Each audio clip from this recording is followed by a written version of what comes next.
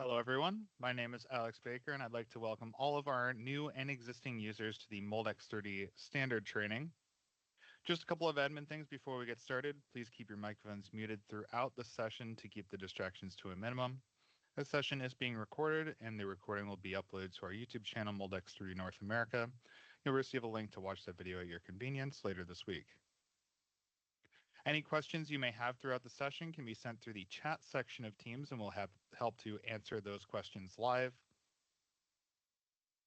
This session is meant to be interactive, and to follow along, you'll need three things: Moldex3D CAD Doctor and Moldex3D Studio 2023 are the two applications we'll be using, and you will want access to those on your desktop.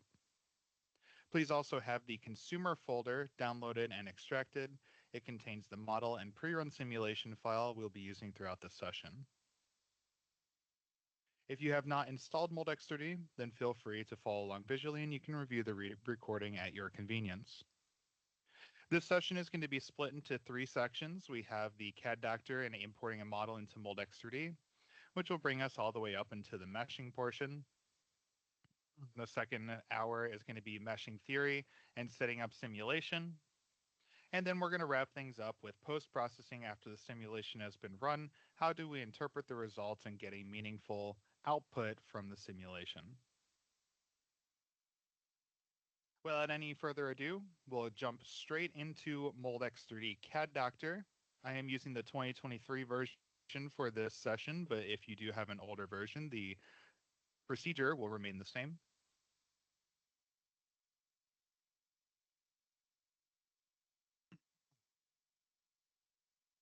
When you open up Moldex3D CAD Doctor, you'll see that there's an interface over here on the left side. That's where all of our main functions are going to be located. And the nice thing about CAD Doctor is it's very straightforward and simple to use. We're actually only going to be clicking 5 buttons to interact and fix our model coming from our CAD system.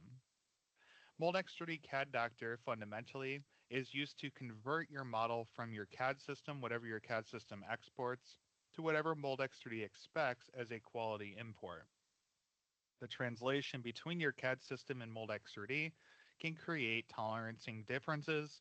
Maybe the output tolerance for service connection and the import tolerance for service connection between your CAD system and Moldex3D are slightly different, and that might cause the surfaces to be dissociated or separated from one another.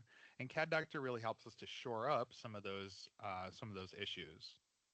Also, from a surfacing standpoint, if there's two surfaces that are very close to one another but not exactly contacting, that might cause a problem in the meshing, and CAD Doctor helps to kind of simplify those interactions a little bit as well. The first button that we're going to be clicking on is Import. The Import button will look like a page with a blue arrow.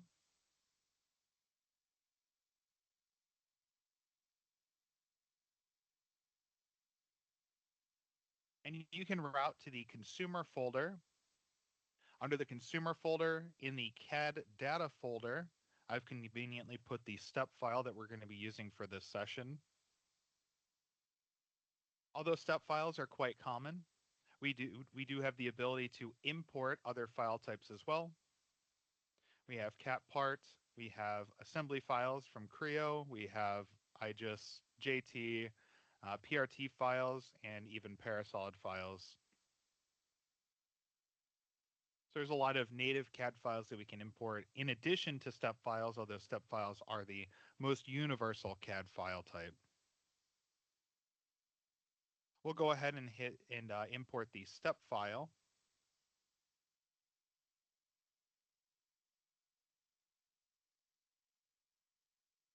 All right, a couple of quick mouse controls. You only need to know two things. Rotation is right-click drag by default. You can change that up in your file system preferences. If you want to change to a different mouse control system, you can do so.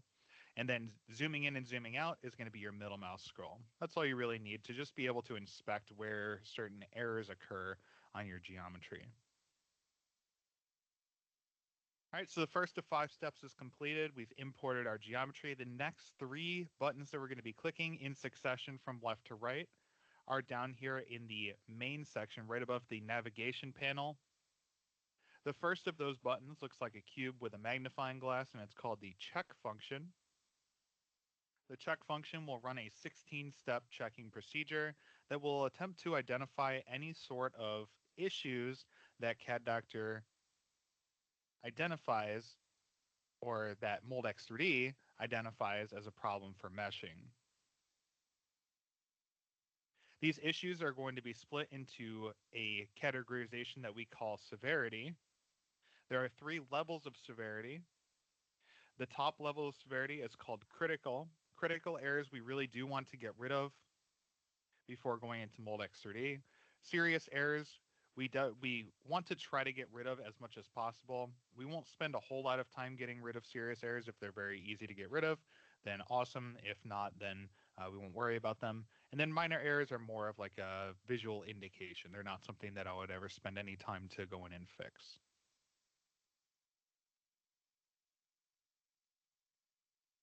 If you highlight any of these errors, you'll see that a series of repair tools show up down here at the bottom in the navigation panel, and those allow you to interact with those errors manually if you wanted to.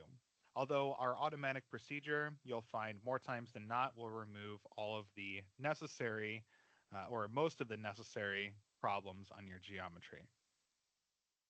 Next to the check function, we have the auto stitch function, which currently is grayed out. The auto stitch function is associated with the loops of free edges error. The loop of free edges will happen under 2 scenarios. Either 2 surfaces are disconnected or dissociated from one another, as I mentioned earlier. This means that there's a gap between the 2 surfaces. More than likely, that happens because of a tolerancing difference between your CAD system and Moldex.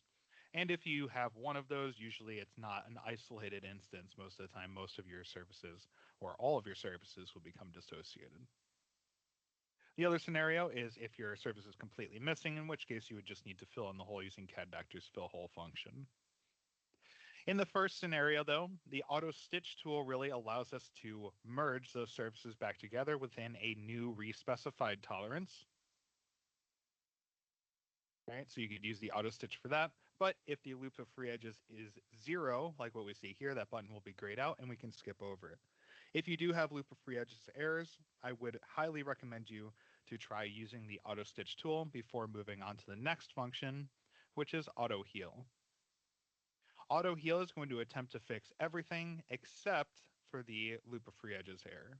So let's go ahead and hit auto heal, and we'll let the function or the kernel do its thing. And then it's automatically going to update this list by effectively pressing the check function once again. Now, something very important to note is that the auto heal function will not touch the contours of your geometry. What that means is if I have a surface that needs to be deleted and reconstructed in order to fix a particular error, CAD Doctor will not do that automatically and will force you to do it manually. The reason for this is because we don't want CAD Doctor to be going in and changing our geometry in a significant way without our knowing. We want the output from CAD Doctor to be as similar to the input, and if there are any differences, we absolutely want to know about them. We don't want to spend all this time to mesh our model, run the simulation, interpret the results, just to find out that some of the features got cleared off of our geometry. All right, so CAD Doctor, the output from CAD Doctor will be as close to the input as possible, maybe with just some minor differences in like the service connection. Maybe if there's like small surfaces that are interacting with one another, if surfaces are very minorly disconnected from one another, that's where the auto stitch tool comes in. But otherwise, the geometry is very similar to the model that we brought in, just a little bit more friendly from a meshing perspective. All right, so just to review that procedure, we did import, check, auto stitch, auto heal, and then the 5th and final button that we're going to be clicking here is export. So it looks like a page with a red arrow right next to the import button. You can export your file into that consumer folder. And the CAD data folder under the consumer folder is kind of an organizational folder that you can use, so you can save it there. Or if you want to save it to your desktop, Just make sure you know where you are saving this to. Something of note is the file extension. We are using an MDX-SF extension for our export here. That's a Moldex3D solid file type that can only be imported into Moldex3D applications. However, once you get into Moldex3D Studio that we're going to be looking at in just a moment, you do have the option to export from Moldex3D Studio as a step file. So you can use, as long as you have access to Studio, you can use CAD Doctor to simply fix your geometry and export the step file for other applications as well. All right, I'm going to go ahead and hit save.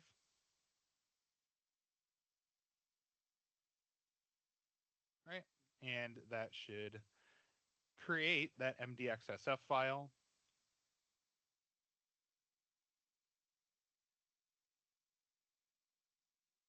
All right, and now that we have the file that we wanted out of CAD Doctor, we can go ahead and just close out of CAD Doctor using the red X over the top right corner. When you go to close out of CAD Doctor, it is going to give you a slightly confusing message asking you if you want to save the changes. And it might actually seem like you're saving the changes to the step file directly, but actually what this is doing is saving an application file for CAD Doctor. So for example, if I want to come in and fix these minor errors that were left over that usually we don't have to look at, if they do end up causing us meshing problems for whatever reason, we can come back using this file and fix those rather than having to go through that whole procedure all over again. I usually don't save this file, but you can if you'd like. If you expect it, especially if you have a lot of errors that are left over. Most of the time, I'm just going to use those 5 buttons and just send it over into Moldex3D Studio, just because any effort that I spend in CAD Doctor is never guaranteed to yield any sort of time savings in Studio. So I usually like to just do the general procedure, bring it into Studio, try to mesh it. If there's a significant number of errors in the meshing, then I'll bring it back into CAD Doctor and try to maybe fix some of those serious and minor errors potentially. All right, that being said, let's go ahead and open up the Moldex3D Studio application.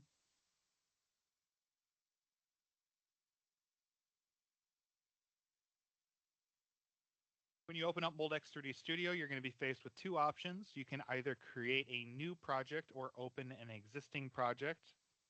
When I say the term project, this is really just a place for all of your simulation runs to be stored. So you can have 5, 10, 50 runs within one project. And when you move to a new geometry or a new set of iterations, you can create a new project to kind of keep things separated.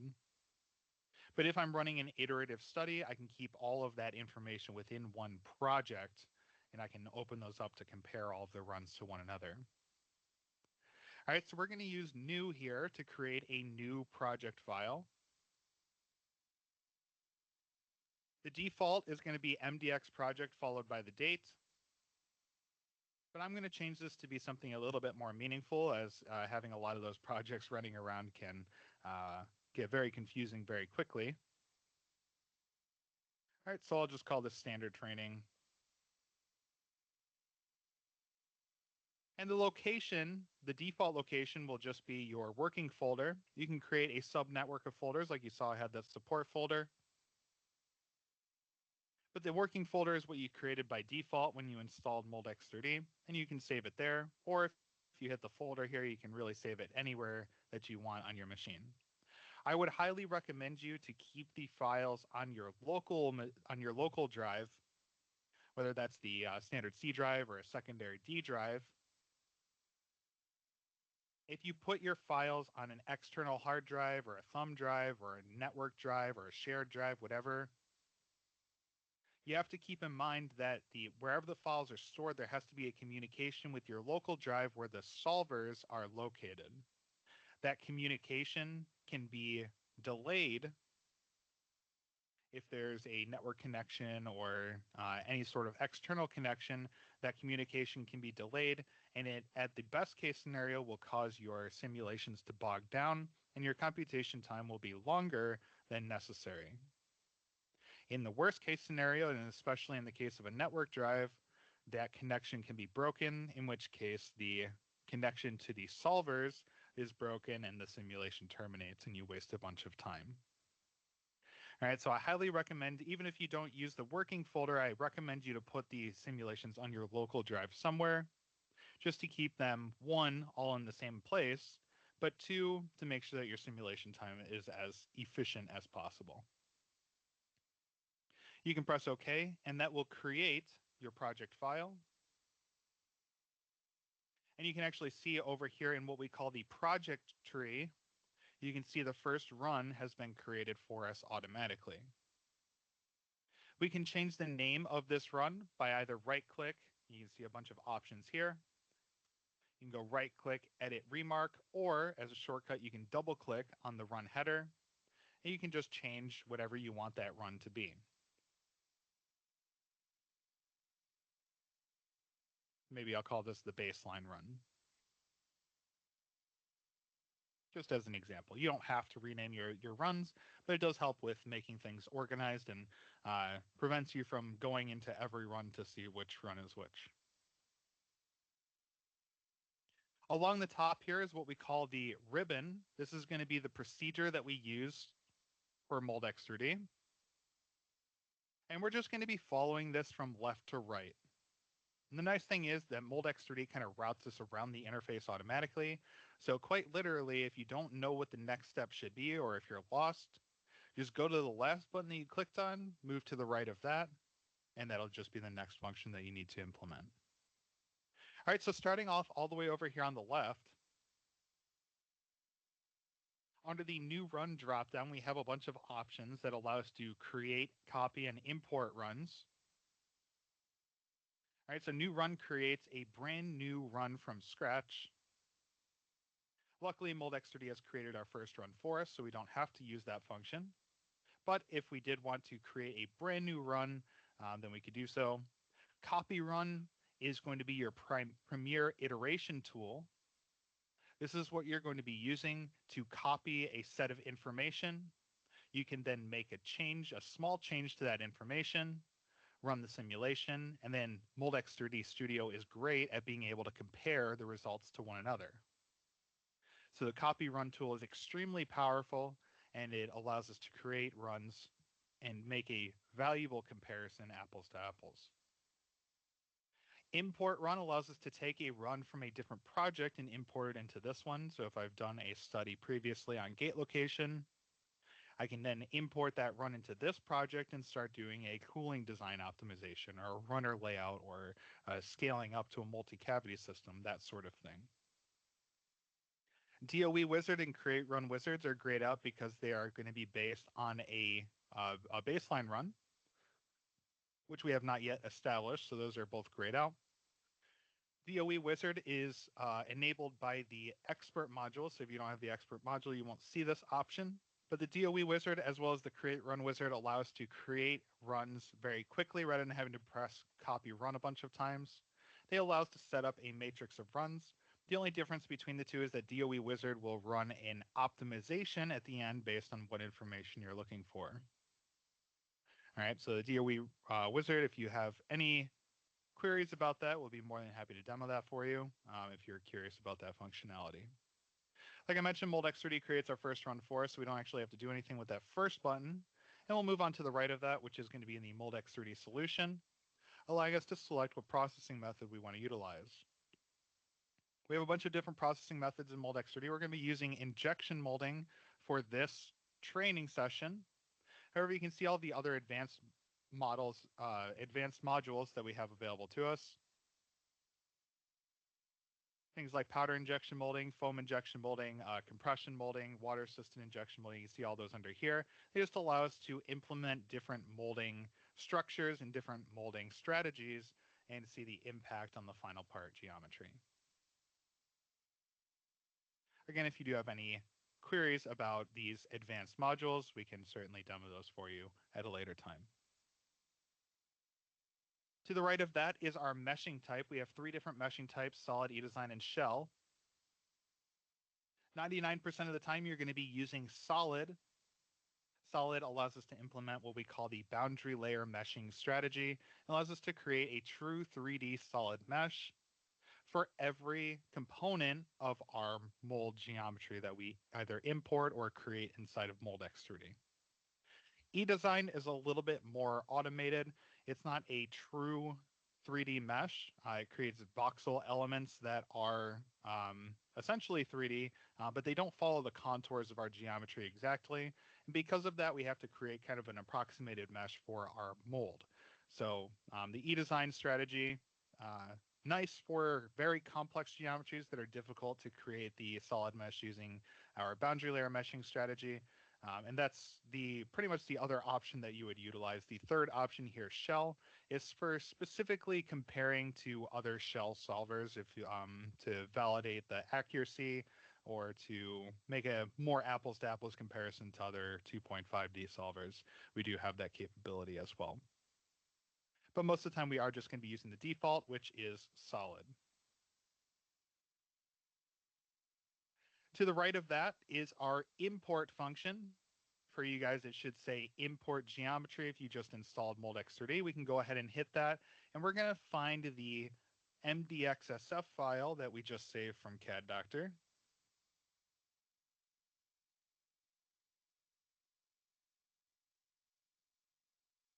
All right, so you can find that MDXSF file and import it directly. You can see all of the different import files that you can take into Moldex3D here. Most of these are maybe solid mesh files from stress solvers or from structural solvers. But you do see those CAD Doctor extensions as well. So we're going to import that MDXSF file.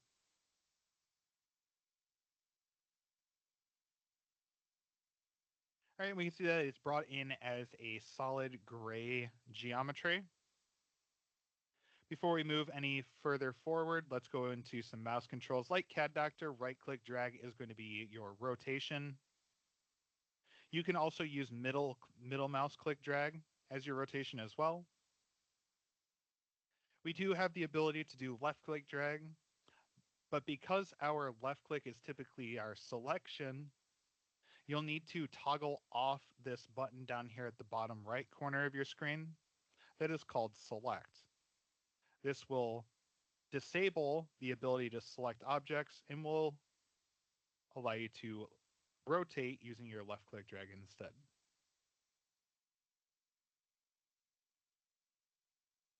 If you hold the shift button on your keyboard and right click drag, that will allow you to pan your model. If you hold the control button on your keyboard and right click drag, that will allow you to do more of a controlled zoom. Usually I'll use the middle mouse scroll for zooming, but you can use the control right click drag to do more of a controlled zoom based on your model center. Like I mentioned earlier, there is the left click drag, or I'm sorry, left click, which just selects your model. But we do actually have a pair of box selections utilizing the left click drag functionality. Left click dragging from left to right will select anything that is completely contained within the box that you create. So if I only get a portion of my geometry within this box, it is not selected. Going from right to left across the screen, however, will select anything that the box encounters, even if it's just a small part of the geometry. All right, so just a couple of different selection strategies for you to make things easier when you have a large number of objects in your model. Going back up to the ribbon up here, you can see that because we've imported our geometry, Moldex3D has automatically identified that we need to go over to the model tab. So it has brought us there automatically. And as such, we're going to go all the way back over to the left side. And you can see that the first button is import geometry once again.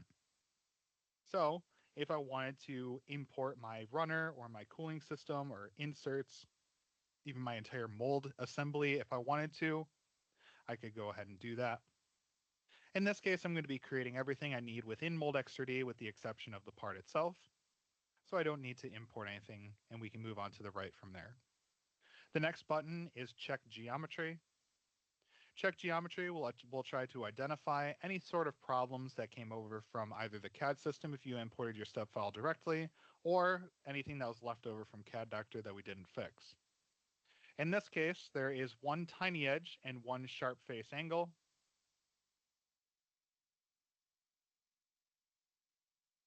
You can turn those on using the radio buttons to the left side of those errors.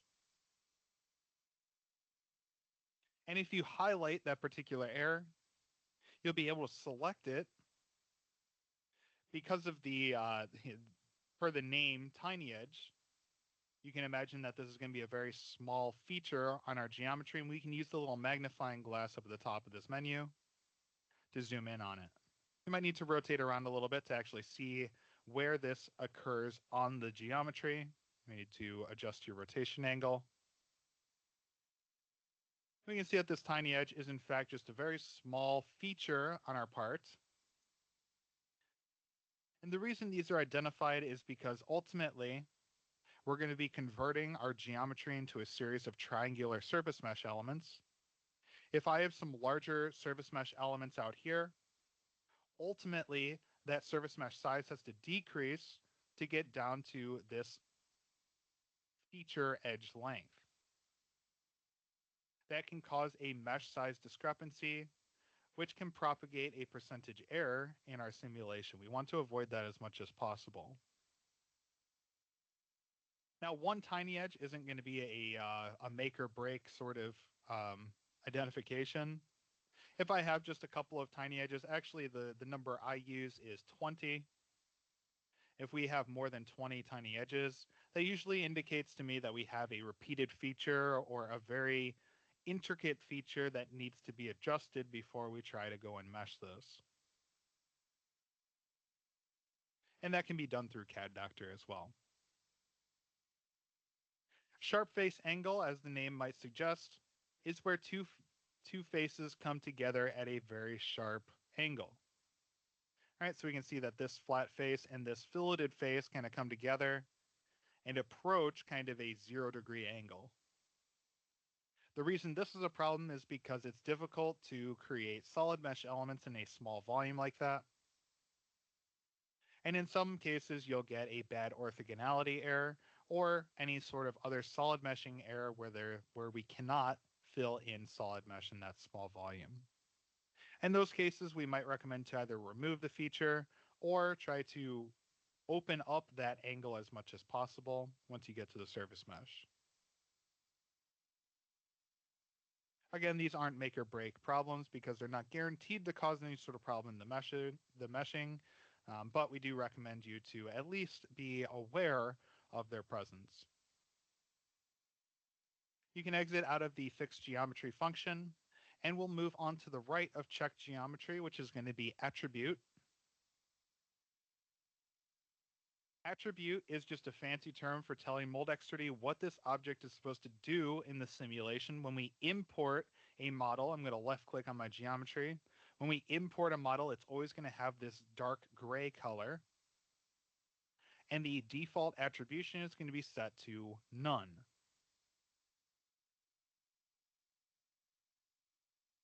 We're going to tell Moldex3D what this object is supposed to be by changing the attribution to part, because this is the part that we're trying to mold. You can see all the different attribution types here. Things like part inserts, cold runners, hot runners, and so on. They all have different colors associated with them as well. And you'll get more and more familiar with those as you use Moldex3D. You can close out of the attribution menu. And you can actually see that some of the other buttons have been lit up on the interface. But we're just going to keep going from left to right across the ribbon here. The next button to the right of attribute is model thickness.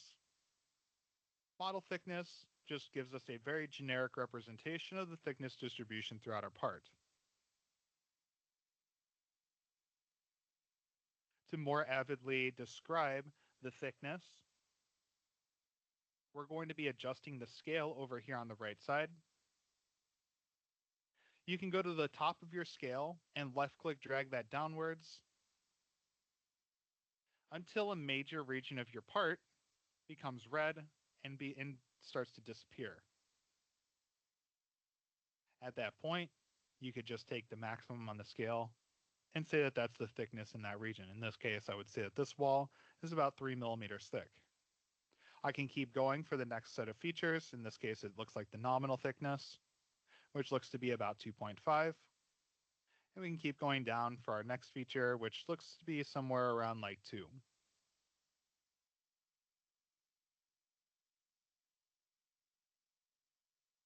All right, so this is just a way for you to very quickly identify and get familiar with a geometry that you might not have too much interaction with previously. If you're like me and you don't like this this thickness distribution overlaid, we're going to go back to the model tree and select model, and that will get rid of that distribution. All right, so going back to the model tree right underneath, the project tree, right underneath the import geometry function, there's a series of tabs. The first of those tabs is going to be our project tree, and that will bring us back to model. The model, you can kind of switch between the colorless model and the thickness color distribution here as well. Moving on to the right of model thickness, we can create a gate for ourselves. Selecting a gate location is quite easy in Moldex3D. I'm just going to use the generic gate function, which is synonymous with the add pin gate if you click on the dropdown. You'll also see all the different types of gating options we have available as well. All right, I am going to use the add pin gate here.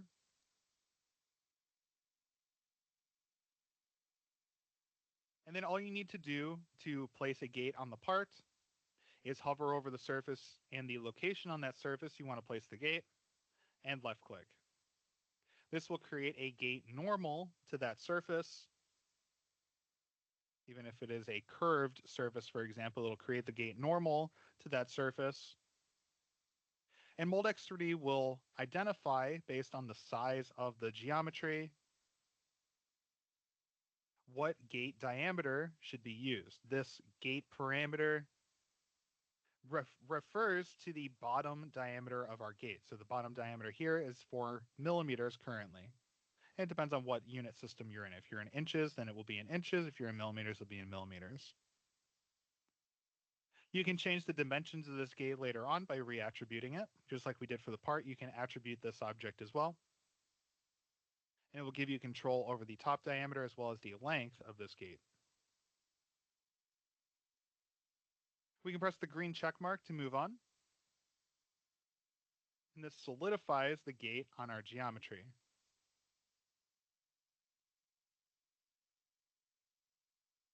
Now, to keep things simple, I'm going to forgo the inclusion of a runner. You can use the runner wizard to create a runner system for you if you'd like.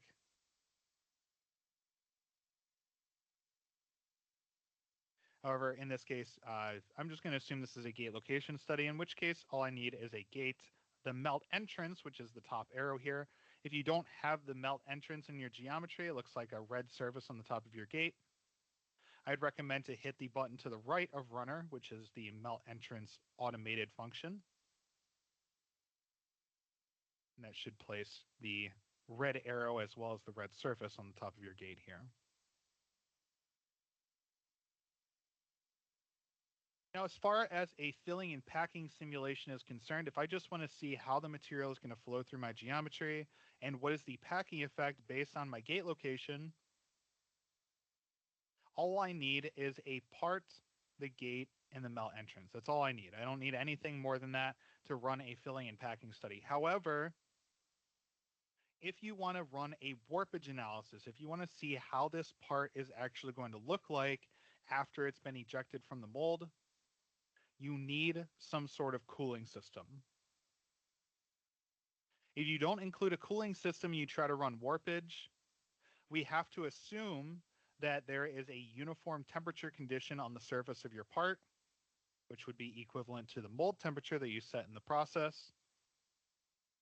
If the surface temperature is completely uniform, There's going to be no differential temperature effect in our warpage calculation, and that's going to create a much lower magnitude of warpage from the simulation than what you would see in reality.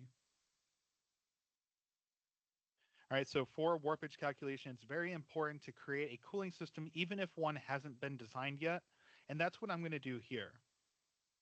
We're going to implement what's called a dummy cooling system, which is just a stand-in for a cooling system, just a generic cooling system to imply some sort of realistic heat transfer condition based on our part geometry, rather than assuming that all of the surfaces are completely uniform in temperature.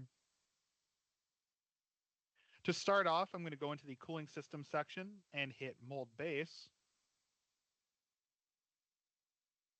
This is going to create a box around my geometry. There's a few dimensions to worry about here. The first one, and probably the most important one, is the parting direction. This should be identified automatically based on your gate direction. If it is incorrect for whatever reason, you'll want to change it to make sure that the mold open direction is proper. The length and width dimensions down here allow you to control the dimensions of the mold base. And if you hit the blue arrow up here at the top, you'll have access to the height dimension. Now, although you do see the cavity and core height as separate dimensions here, it should be noted that in the simulation, we do not separate the cavity and core sections of the mold. This is just going to be one solid block. And as such, even though we have a red, almost like a red parting plane in the middle of our geometry here, if I rotate down to the side, let's see that that is more around the center of our geometry and not necessarily where the parting plane should be.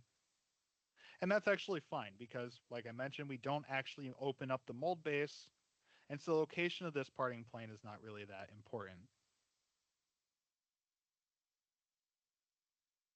This plane actually is just used for projection when we go to calculate our clamping tonnage.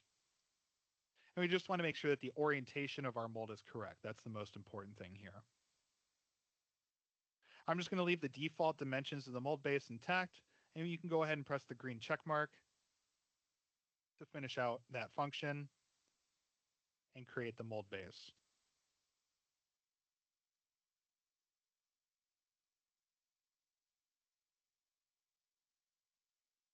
The mold base by itself is not enough to define a cooling system because although we have places for heat to go, we don't have a place to extract that heat from the mold continually. That's where the cooling channels come into play. To the right of mold base, remember we're just going left to right across the interface here. To the right of mold base, we have the cooling channel wizard. You can go ahead and click the generic function. If you click on the dropdown, you can go to the cooling channel wizard. We do have a couple of other options here as well that you can explore. The cooling channel wizard will just create a bunch of straight cooling channels across our mold from one side to the other. We have the ability to control the direction of those channels. Note that the parallel direction to our mold opening axis is going to be grayed out. So in this case, our mold open direction was the x-axis. So you see that's grayed out, but we do have the ability to apply the y and z-axis. D controls the diameter of these cooling channels. You can use a little up and down arrows to see what each of these do. I'm just going to use the default diameter. N is the number of cooling channels on the top and bottom. I usually reduce this just to kind of clean up my element count a little bit. I usually use somewhere between 6 and 8 cooling channels for this dummy cooling system. So you see that this creates 6 cooling channels on the top, 6 on the bottom.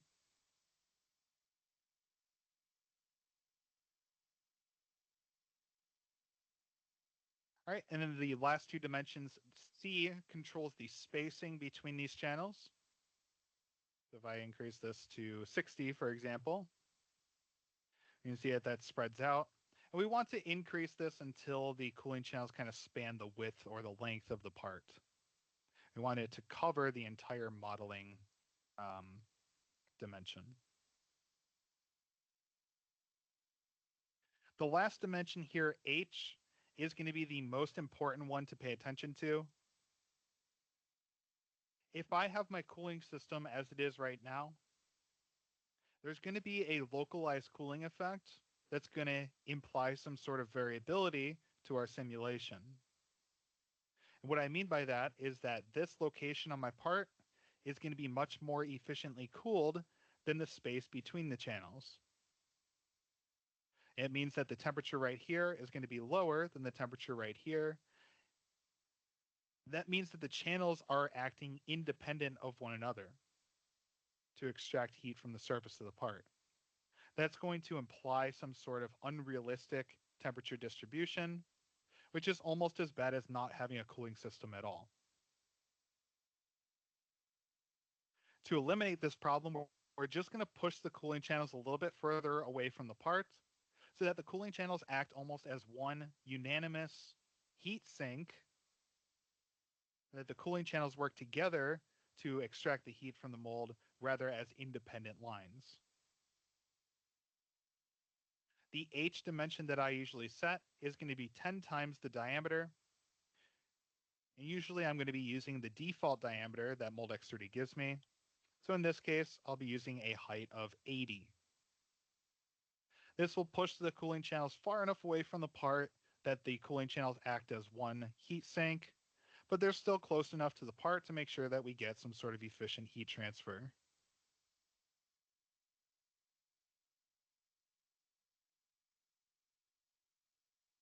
Once we're happy with that cooling channel layout, you can press the green check mark.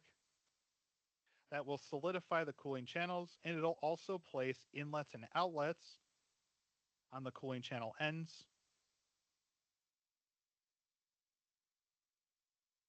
The last thing that we're going to be doing in the Model tab is the Check Cooling System.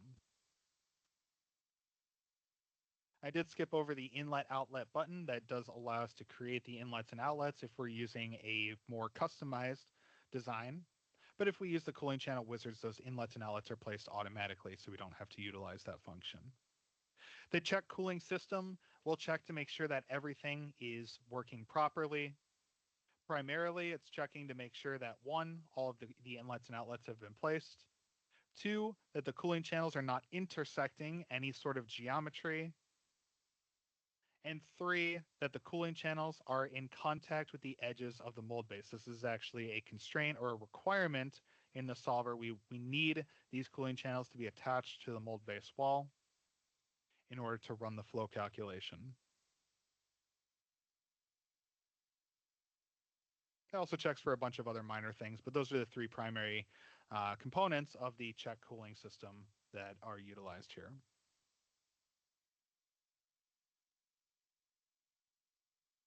All right, we'll take a quick break. We'll take maybe we'll take 10 minutes of a break.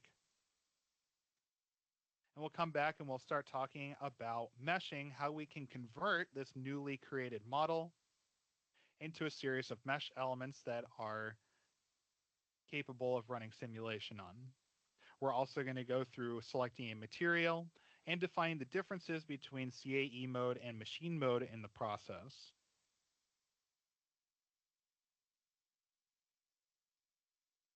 If you do have any questions, you can send those through the chat function of Teams, and we'll be happy to answer those in this break as well.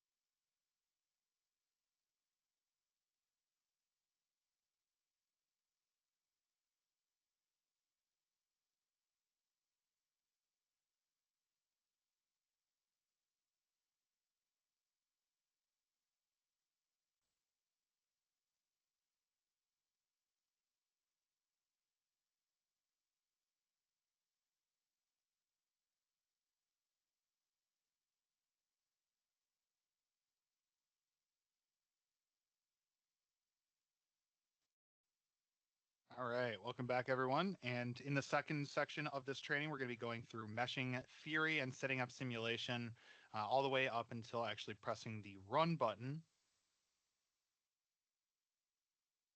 At the current moment, we have our part, we have a cooling system, and now all we need to do in order to set up the simulation to run is generate the mesh by converting all of these objects into solid mesh geometry. To do so, we're going to go over to the Mesh tab. We have to click on the Mesh tab manually. This is the only place that we have to actually go from tab to tab manually across the top of our interface here. All right, so we'll go over to the Mesh tab. We see that our mesh type has been selected for us already because that's what we specified back in the Home tab. And when we're talking about meshing in the solid mesh specifically, in the solid meshing style, I should say, there's two meshes that are going to be created for every geometry object. There's going to be a surface mesh and there's going to be a solid mesh. A surface mesh is going to be breaking down all of the individual surfaces in our geometry into a series of triangular surface mesh elements. And then we're going to fill in those surface mesh elements through the thickness of our part with a solid mesh. All right, so there's two meshes that we need to specify the parameterization for. For other types of objects, like for example, our cooling channels or our runner, if you highlight your gate, you'll see that there's a center line going through the middle of the gate, which is an indication that this is a line-defined object. Although it looks like a geometry, although this looks like it's a solid object, it is actually just a line that has the volumetric approximation based on the attributions we provided. Because of this line-defined technology, we don't have to create a surface mesh for these objects. They just receive a solid mesh, and I'll explain how that interaction works once we get there in the solid mesh parameters. But for geometry objects like our part here, we will be specifying two types of mesh, or the parameterization for two types of mesh, which will be the surface mesh and the solid mesh. Starting off, just going from the left to the right here, the first button that we encounter that we can interact with is the seeding function. The seeding function is going to allow us to apply the template for the surface mesh to break down our surfaces to a bunch of triangular surface mesh elements. When we press the seeding function, it's going to give us a default mesh size. And to see what that mesh size does, you can hit apply. Apply is going to place a bunch of black nodes on our part geometry, which are going to represent the locations for these triangular surface mesh objects to be started from. You'll see that there's no internal nodes on the surface, and all of the internal nodes that would be created for our triangular surface mesh elements are going to be created randomly. But they're all going to be based on the number of nodes along the feature lines here.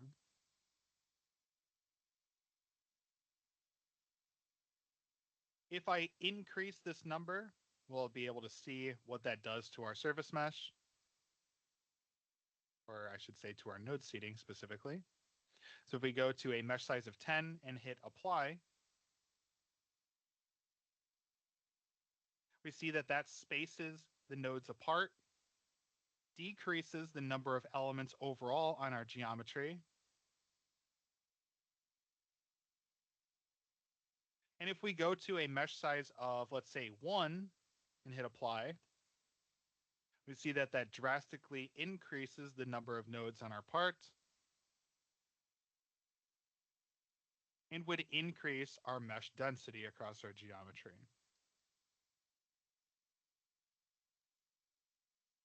Now, this number that we specify here directly represents the nominal distance between the nodes in millimeters.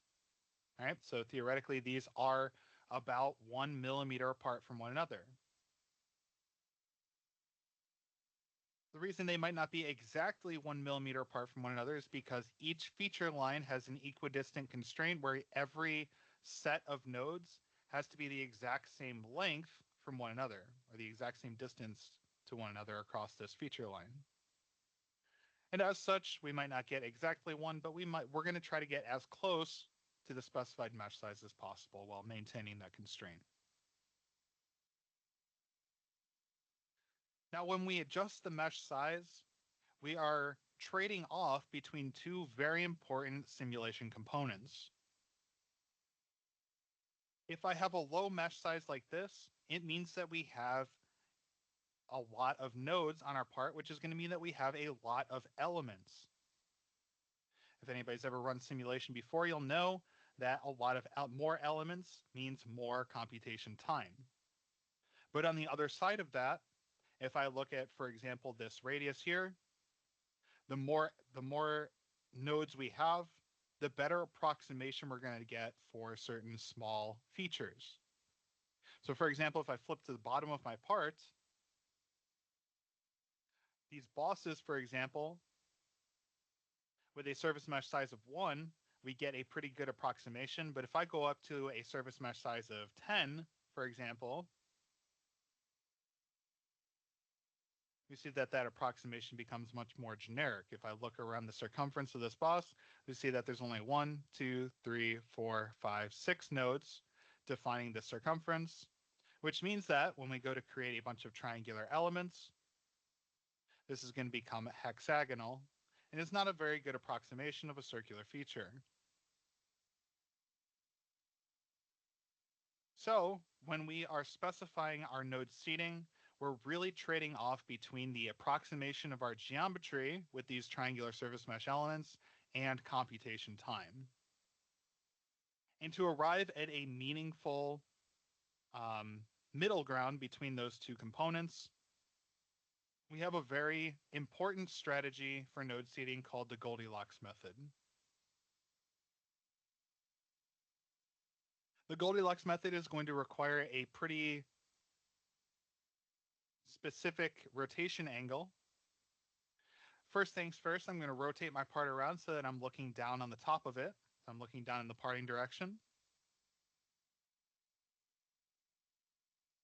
Second of all, I'm going to rotate the part so that the longest dimension is horizontal on my screen.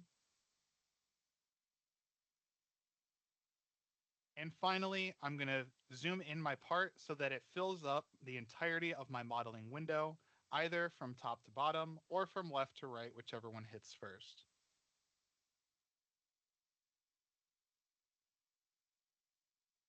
The reason we do this is because now we have normalized our part to our modeling window. And that means that we can apply the same sort of strategy for any size part that we bring into Moldex3D. It doesn't matter if this part is, 100 times the size of this or 100 times smaller than this. We're going to be applying the same sort of strategy, and the only thing that's going to change is the actual number for mesh size. The reason this works so well is that we are going to be looking at the relative spacing between these nodes. And the way that the Goldilocks method is specified is we want there to be about 2 to 3 nodes width of space in between the individual nodes here. When I say 2 to 3 nodes width of space, it looks something like this. So the dark black nodes are the actual ones that show up. And this is about what we want. So visually speaking, each node has some sort of width to it. We want there to be about 2 to 3 nodes width of space in between the individual nodes. Anything less than that is too fine. Anything greater than that is too coarse. We want it to be right in the middle or in that Goldilocks zone. All right, so if I look at it visually, and this is not really scientific necessarily, it's more of a visual approximation. A mesh size of 10 gives us something like 5 to 6 nodes of space, which is a little bit too much. So maybe I'll have that. Going down to 5 looks like maybe close to maybe just a little bit more than 3, so I'll reduce that a little bit more still. All right, and a mesh size of 4 seems to be right around that 2 to 3 nodes width of space. So I would say that a mesh size of 4 is pretty good for this model.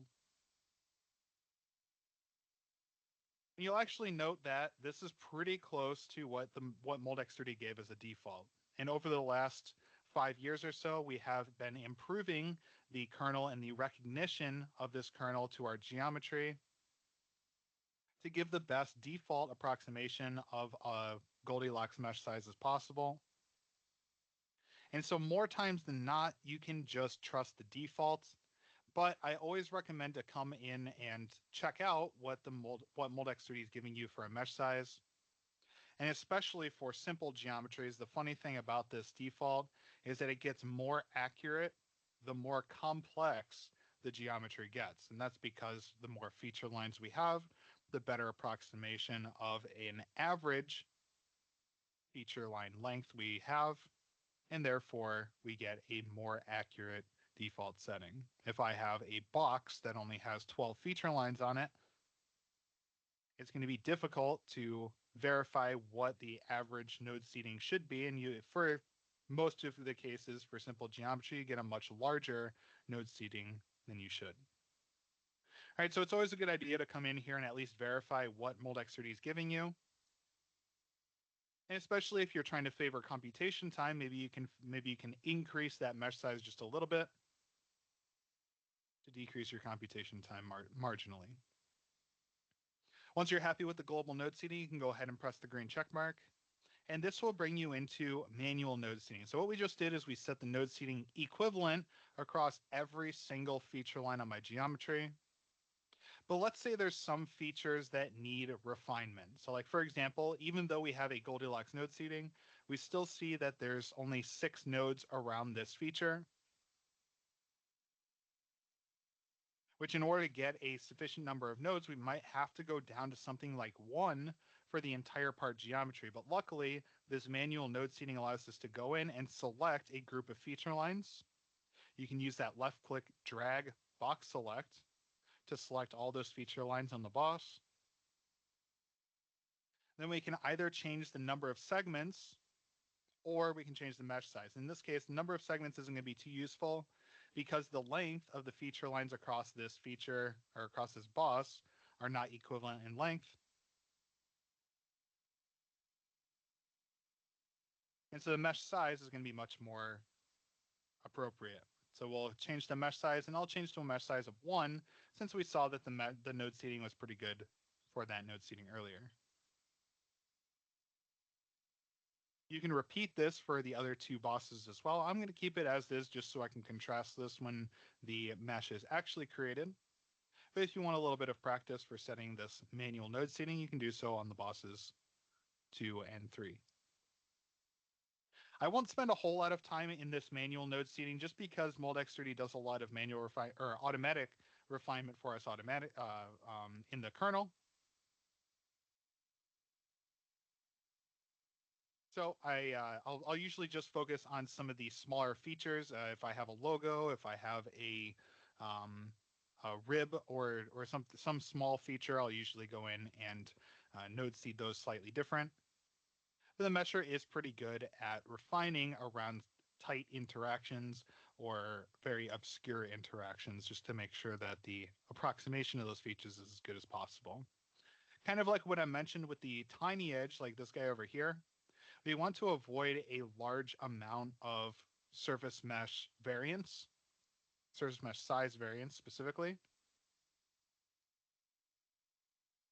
So I don't want to go in and refine every single small feature on my part. I usually only want to refine the ones that are crucial to the analysis. So for example, if I'm not even too interested in these bosses for the analysis, I might not spend the time or the elements to go in and refine them.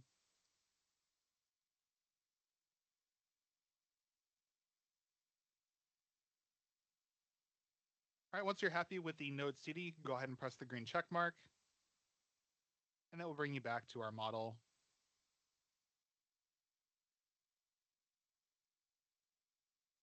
And that is the end of the surface mesh parameterization. Now we can get into solid mesh parameterization. To do so, we're going to skip over the generate function for the time being, and we're going to go to the parameter function. Parameter allows us to specify what the structure of our boundary layer mesh is going to look like. Before I jump too much into this parameterization, I want to show kind of visually what's going on in the background of our mesher so that everybody has a little bit of understanding as far as why we use a boundary layer mesh. Every region on our geometry is going to have two bounds. It's either going to have a top bound and a bottom bound, front and back, left and right. However you want to consider this, we are looking through the thickness of our part, constrained by the upper surface and the lower surface. What we just did in the node seeding is we placed a bunch of nodes to create a template for a surface mesh across the upper bound and lower bound. And what we're going to be doing in the solid mesh is we're extruding these nodes downwards from the top and upwards from the bottom to create a 3-layer structure.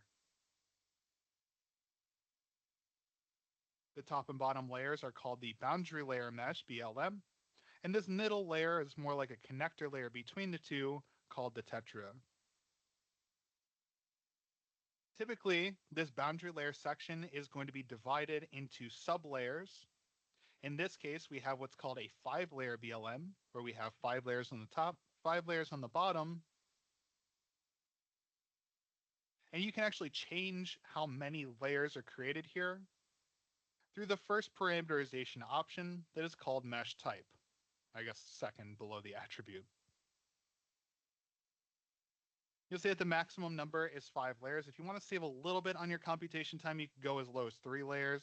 But there's other methods to reduce your computation time that don't affect the results directly.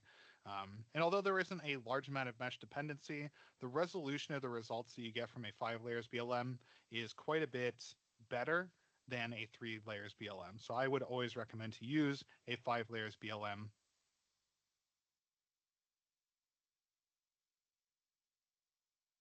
Which gives you 11 layers through the thickness. We have 5 layers on the top, 5 layers on the bottom, and then 1 layer through the middle. So 11 layers total. And each of these layers are going to be relatively uniform in thickness, giving us the lowest amount of mesh dependency possible.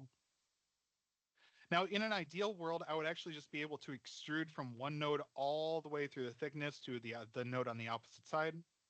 But unfortunately, because the surface mesh on the bottom side of our part can never be the same as the surface mesh on the top side due to, let's say, there being a logo or a rib or a boss or some other feature, there has to be a difference, or there has to be a separation between the boundary layer on the bottom side and the boundary layer on the top side. This tetra layer allows us to connect the two almost like a layer of glue.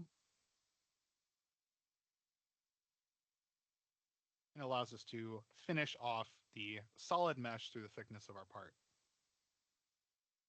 Now there's 3 different types of elements that we use in Moldex3D, and I'll go through them quickly here. Tetrahedral elements appear in the tetra layer. They are 4-sided triangular elements, and the benefit of these is that they're very flexible. You can pull any one of these corners without really significantly impacting the other 3. And that makes them very good for structural calculations or wherever you need some sort of transition in mesh, like between the 2 boundary layers, for example. And you'll actually see these very commonly in structural solvers because of their ability to have stability in calculating large-scale deformation. All right, so for a boundary layer mesh like this, the second type of element is a little bit more rigid. It's called the prism element. As a triangular top and bottom, and then quadrilateral sides. The quadrilateral sides make this much more rigid, and therefore the structural calculation is a little bit less stable. Luckily for Moldex3D, we don't really do structural calculation too much. And they are actually quite beneficial for flow calculation because of their structure in the thickness direction of our part. If you're thinking about a fluid flowing along the thickness direction here, any location along this mesh, we're just going to be following along a layer, pretty much. Which makes the calculation not only stable, but it also makes the results a lot better resolution than something like a tetrahedral mesh, which is a little bit more randomly oriented and more randomly distributed. The third type of element that appears in Moldex3D, not necessarily in the boundary layer mesh, but in Moldex3D in general, is the hexahedral element. Hexahedral element is effectively just two prism elements put together and is generated from a quadrilateral service mesh layout. So if I, instead of triangular service mesh elements, if I have quadrilateral elements that I'm extruding, then I get this hexahedral mesh. The quality of these elements is going to be dependent on the number of nodes that each element possesses. So for example, a tetrahedral element has 4 nodes, 1, 2, 3, 4. The calculation itself is going to be done on the nodes. And so the results that you see, if you were to take a slice through the part, the results that you see are an interpolation of the information at these nodes to that location within this element. So the more nodes we have on our part, the more interpolation points we have, and the better precision we get for that interpolation through the thickness of our element. All right, so a tetrahedral element has 4 nodes, prism element has 6, and a hexahedral has 8 nodes, meaning that the hexahedral is the highest quality element, followed by prism, followed by tetra. But you might notice something interesting. The tetrahedral elements, although they're the lowest quality, are right in the middle of our mesh, which might raise some red flags in that the tetrahedral elements might have too much of an impact on our results. And we actually thought this originally as well. But if you look into the results a little bit more, for example, if I look at the injection molding velocity profile, we can get an idea of how the impact of the tetrahedral layer is going to be on the results here. If we look at the velocity profile, we see that there's a 0 velocity right on the mold surface, and the maximum velocity occurs right in the tetrahedral layer. You might think, Alex, okay, this just proved my point that the tetrahedral element is calculating the most severe information. But actually, the magnitude of velocity is just a number. It's just a series of binary digits. The value of an element is not necessarily in the magnitude of the result that's output, but rather the change in the result that's output. All right, so the change in velocity across this tetralayer, if I draw an arrow down to where the tetralayer contacts the edge of this profile, the change in velocity over this tetralayer is very, very small with respect to the amount of velocity change that's occurring in the boundary layer section. Each of these layers in the boundary layer mesh are quite large in the amount of gradient, as we call it, or the amount of change in information that's being calculated. And this makes the boundary layer much more important. I shouldn't say important, much more useful in bringing forth the resolution of results that we need to be able to get accuracy from our analysis.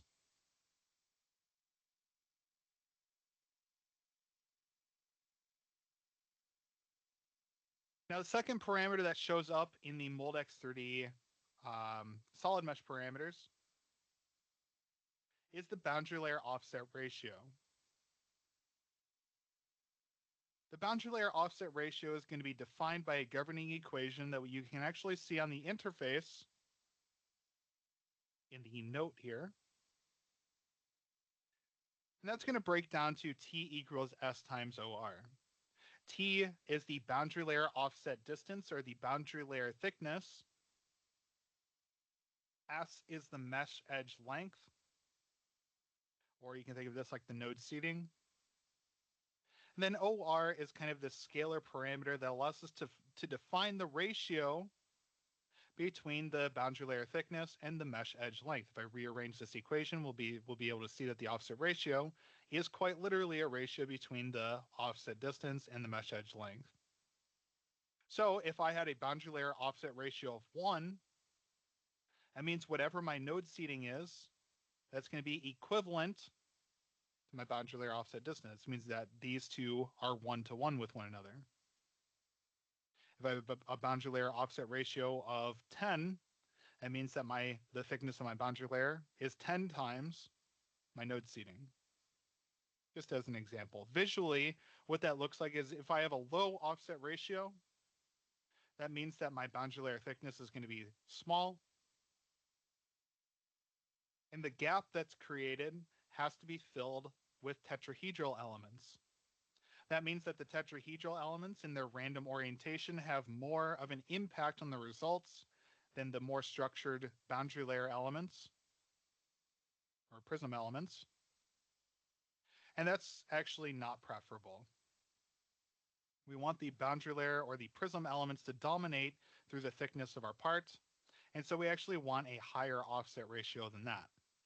However, theoretically, if we go too high in the offset ratio, we can get a situation where the two boundary layers overlap one another. If the boundary layer offset distance is greater than half the thickness of the part, we can get a situation where the two overlap one another. And this actually used to be a huge pain for us because we'd have to create the mesh. It would fail because of overlapping. We'd dial back the offset ratio, and it'd be this constant iterative loop to find the ideal boundary layer offset ratio. Luckily, that doesn't happen anymore. We have an algorithm in our mesh kernel that says if there's overlapping mesh that's going to occur, we're going to dial back the offset ratio automatically so that there's a minimum tetralayer through the middle of our thickness, which, as it turns out, is going to be our ideal BLM.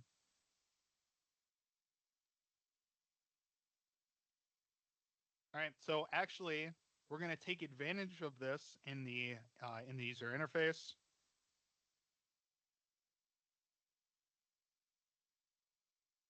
And we're just going to set the boundary layer offset ratio as high as we possibly can.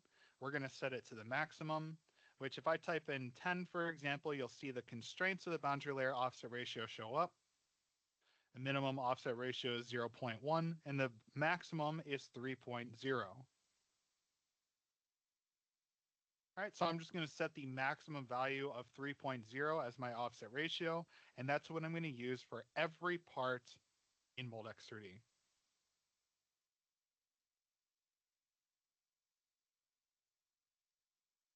Now we do have some different recommendations for each of the different attributions in Moldex3D. If you want to take a screenshot of this best practices, you can certainly do so.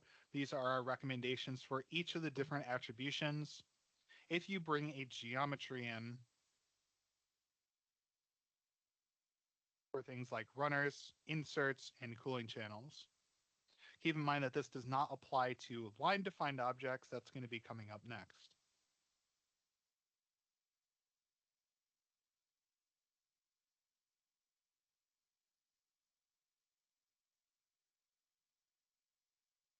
Moving on to the bottom section is our curve meshing, and this is going to apply to anything that is a line-defined object. All right, there's two possible objects that can be line-defined. We have the runner, which includes gates, and we have the cooling system, which includes both cooling channels and heating rods if you're using a thermoset, or if you have a heating element in your mold, that can also be defined as a line. The way this is going to work is we're going to define a two-dimensional template. That two-dimensional template is going to be pasted onto the entrance of that object. And then it's just going to be extruded along that line to create the solid mesh. Now you'll notice that the template here is purely quadrilateral in nature, which means that when we go to extrude this mesh, it creates hexahedral elements. Which, if you remember, hexahedral elements are the highest quality elements possible in Moldex3D, and actually, as it turns out, in computation in general. And they are perfectly contoured to the geometry that we are trying to specify. So very, very powerful meshing technology that we have for line definition. I would highly recommend everybody to try to approximate their cooling systems and runner systems with lines whenever possible, just so you can get this very powerful or this very high quality and high precision solid mesh. Now, the template that we use here is typically 4 inner 5 outer. You do have the ability to customize this if you want to, but the default is perfectly fine. For cooling channels, same thing is follows true. The only difference in cooling channels, sometimes I do like to increase the outer layer count if I am specifically interested in how the flow looks like through the cooling channels. If I'm interested in the characterization of flow, sometimes I will increase this outer layer count, but generally speaking, I will keep a default.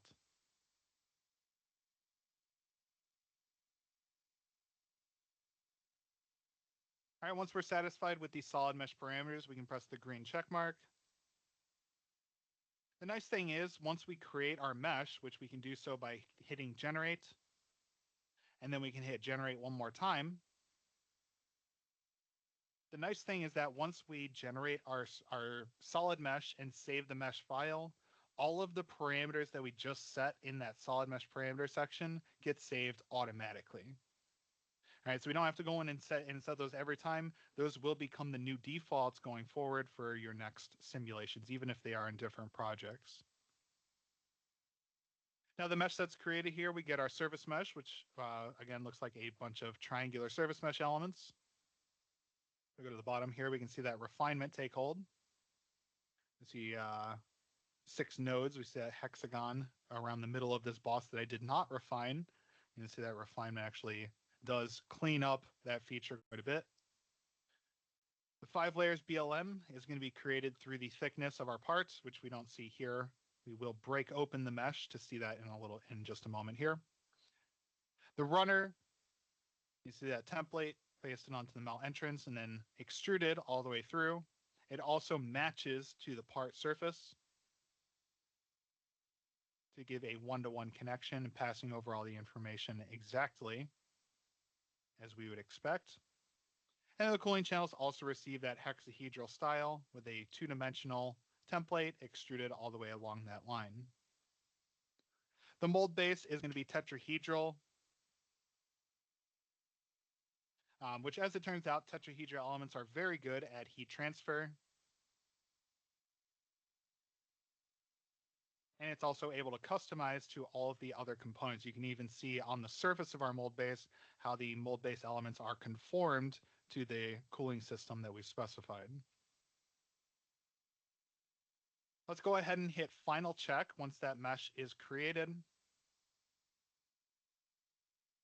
What this will do is it's going to save our mesh file in both an editable format where we can go back and make any changes that are necessary.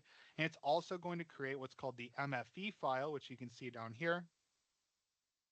It's going to be creating the MFE file, which is going to be used in the simulation itself.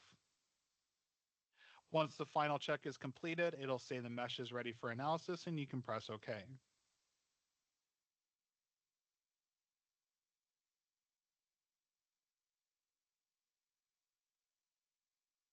This is going to pass us from the Mesh tab automatically back to the Home tab, where we can continue on with our simulation setup. But before we do that, I actually want to go through and slice open our mesh to see what the mesh actually looked like, so we don't just have to trust Moldex3D, that Moldex3D is creating exactly what we want.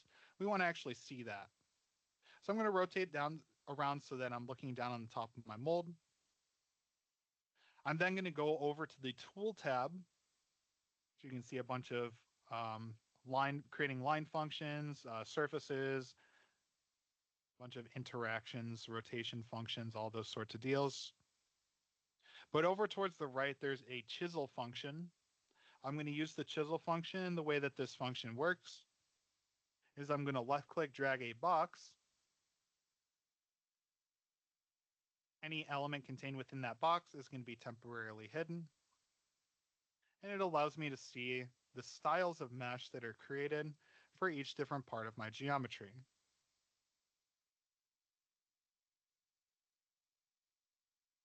Using the toolbar up at the top middle of your modeling window, right underneath the chisel function, there's this toolbar right here. The middlemost button on this toolbar, it looks like a little orthographic cube. That allows you to see the mesh. The first button allows you to see the mesh if you don't already see that. The last button in this toolbar allows you to see, turn off the transparency of the mold.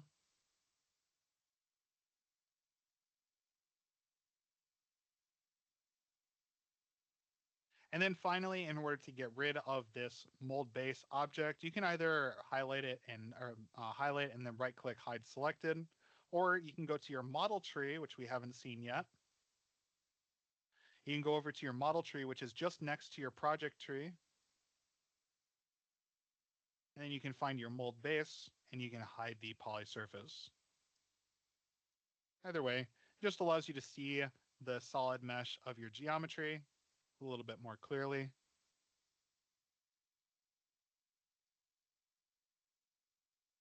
All right, so starting off with the part, we see that there's a 5 layers BLM created. We have 1, 2, 3, 4, 5 layers on the top, 5 layers on the bottom, and then the tetra layer to glue those two together. We see the hexahedral mesh created for the runner. Same thing for the cooling channels. And then the green mesh here is used to define the heat transfer between those different objects. Once again, the mold base is going to be tetrahedral in nature. And you'll actually see that the surface mesh size decreases in the actual heat transfer system between the cooling channels and the part. Moldex3D will do that automatically. And you'll actually see outside of that main heat transfer system, we see that the elements get quite large. The reason for that is just because there's not a whole lot of heat going out there, and Moldex3D recognizes that we can drastically reduce our element count by increasing the element size out towards the edges of the mold. This is actually why the dimensions of the mold don't matter a whole lot. If you have a larger mold base than necessary, you'll just have some larger elements out here. It's not going to increase your computation time significantly, and it's not even going to drastically increase the variance in the results. So for that reason, it's usually better to have a larger mold base than a smaller mold base. And that allows you to ensure that everything is contained within your mold while also giving you accurate results. All right, you can hit the chisel function. That will bring back the rest of your mold. Bring back the rest of the elements that were temporarily hidden previously. And then we can go back to the Home tab to continue on with our simulation setup. Now that we have hit the final check function, if you didn't do so, make sure in your mesh you have the final check as an actual check mark here. If it doesn't look like a check mark, make sure you execute that final check function. That will bring you back to the Home tab automatically. And then we're just going to pick up where we left off in this tab earlier. So if you remember, we started at the new run, we went over to import geometry, that brought us to the model tab. So we're just going to keep moving from left to right from the import geometry function. BC, we're not going to worry about too much. That allows us to set up like venting or heat transfer boundary conditions or stress boundary conditions. We do have a simplistic stress solver if you want to use that, but we're not going to worry about the BC in this training. If you do have any questions about any of the functions in the boundary conditions tab, I'd be happy to answer those later on. But to the right of the BC function is material. You'll actually see that this is the last available button at the current moment until the run. So this is the function that we need to use to move on to the rest of the simulation setup. We're going to hit material. And then this will bring up our material log where we can hit not specified. And under not specified, you'll see a couple of options. You'll see material wizard, which is going to be our database of materials. And then you have import, which allows you to create or import a material file from either a different project, or if, as I'll explain later, if we send you a material file, you'll be able to import it here.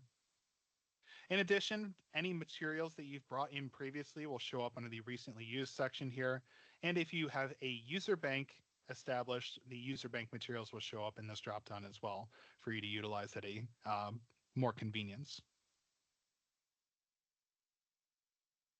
I'm going to hit Material Wizard, and that's going to open up our newly modernized Material Wizard interface.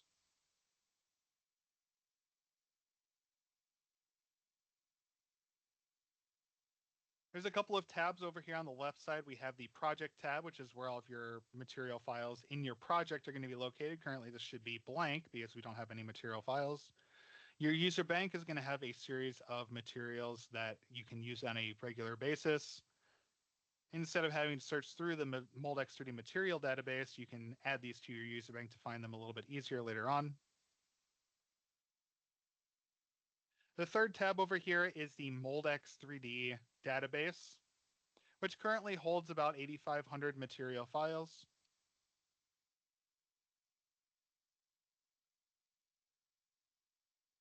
And is organized by polymer type, then by manufacturer, and then by grade name.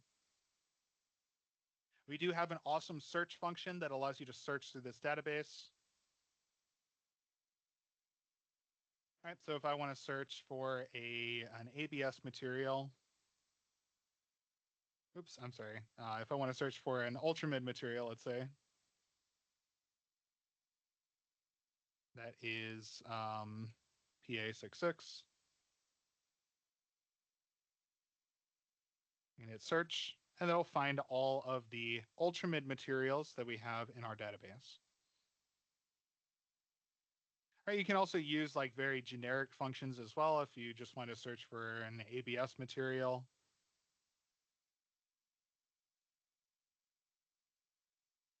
Oops, ABS. You hit search, and it'll find all the ABS materials. So very, very easy to use. And if you have any questions about finding materials in the Moldex3D database, you can certainly ask us directly. This also allows you to search for some more advanced criteria as well, things like the MFI, density, filler content, recommended molding situations.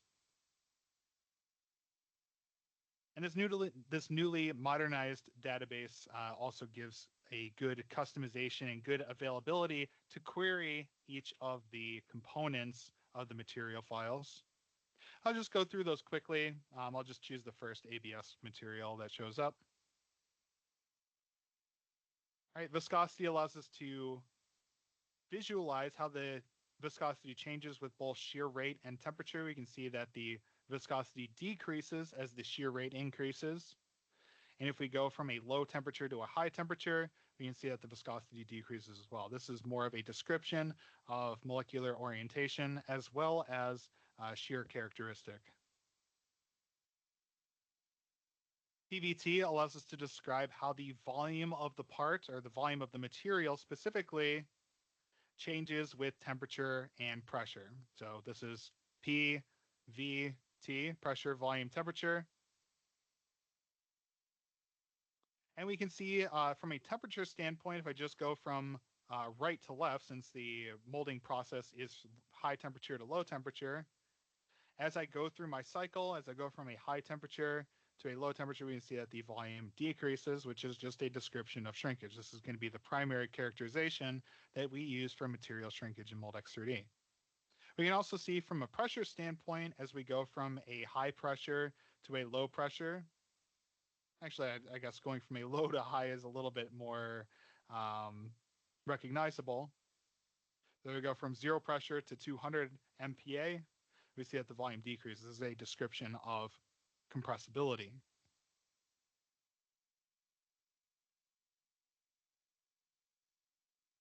Specific heat and thermal conductivity are just going to be your typical heat transfer characteristics. If the material was characterized by either Moldex3D or a different source, you'll go to, sometimes you will see,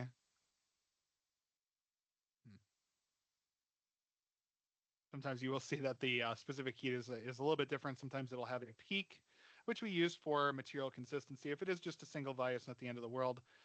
But if the material was characterized by Moldex3D or by some other reliable source, then you will see kind of a variation in the specific heat rather than just a single value. Viscoelasticity is a description of how the molecular chains interact with one another. All right, so the y-axis is modulus, x-axis is frequency, and the two curves here represent our G prime and G double prime, which aren't too important physically. It's more of a numerical um, attribution that's given. So viscoelasticity is allowing us to define how the modulus of the material is changing as the mold conditions change as well. Viscoelasticity is going to be applied while the material is still molten, but there is another property called structure VE that's going to take hold when the material freezes. This allows us to describe how the stress, the residual stress of our material, relaxes over time. So you can see that over time, our modulus changes,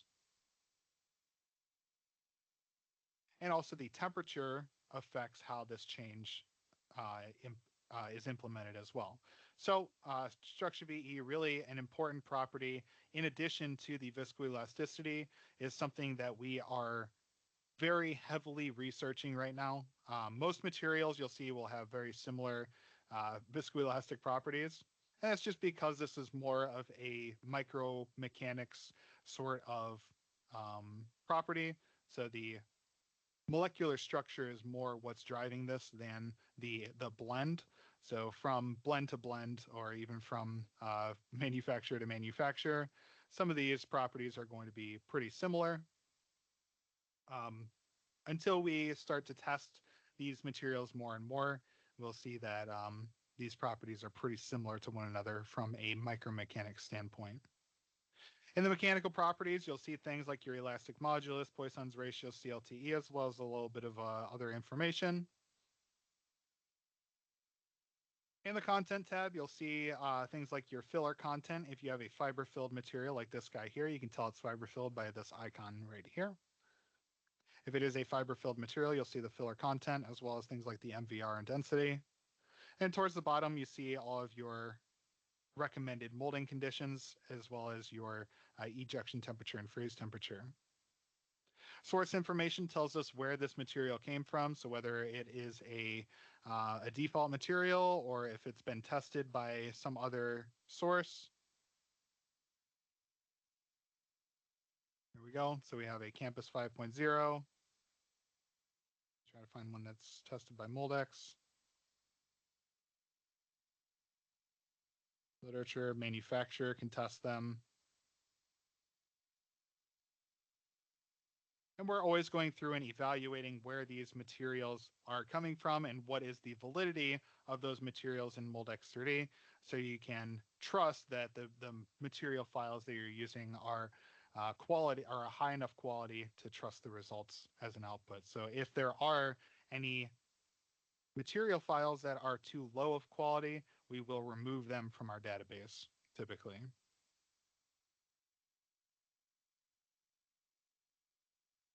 All right, so I'm just going to use the first material file here in my project. To do so, I'm going to right-click on that material and add to project. You can also add it to your user bank from here as well. All right, we see that the material has been successfully added. If I go back to my project tab, we see that the material file has been added.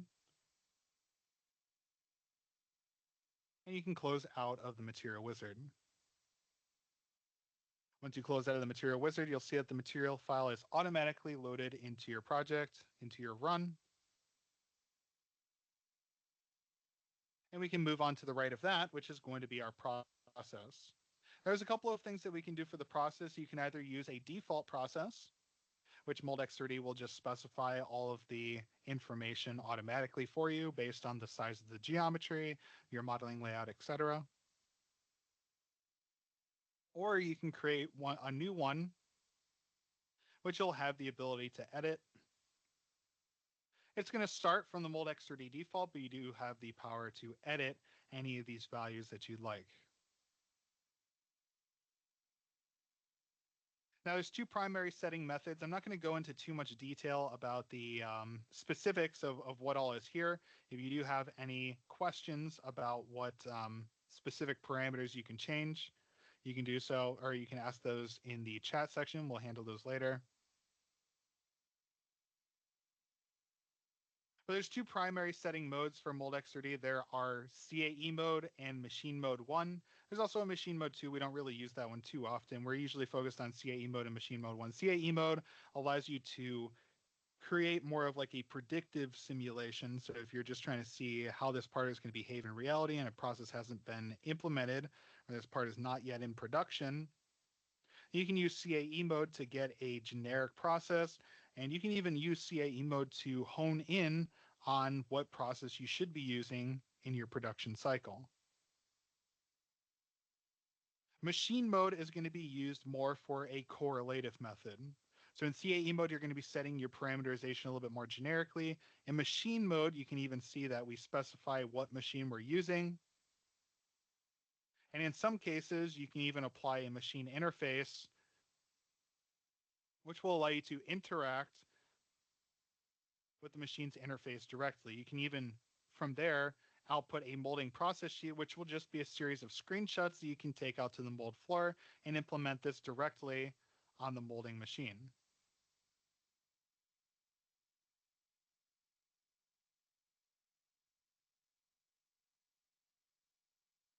So very quite useful. But even if you don't want to apply the parameterization in the machine mode, you can still do so in the process wizard for Moldex3D. Again, I'm not going to go through the parameterization here too much. If you do have any specific questions, you can ask those later. I'm just going to hit next a bunch of times until we get to finish.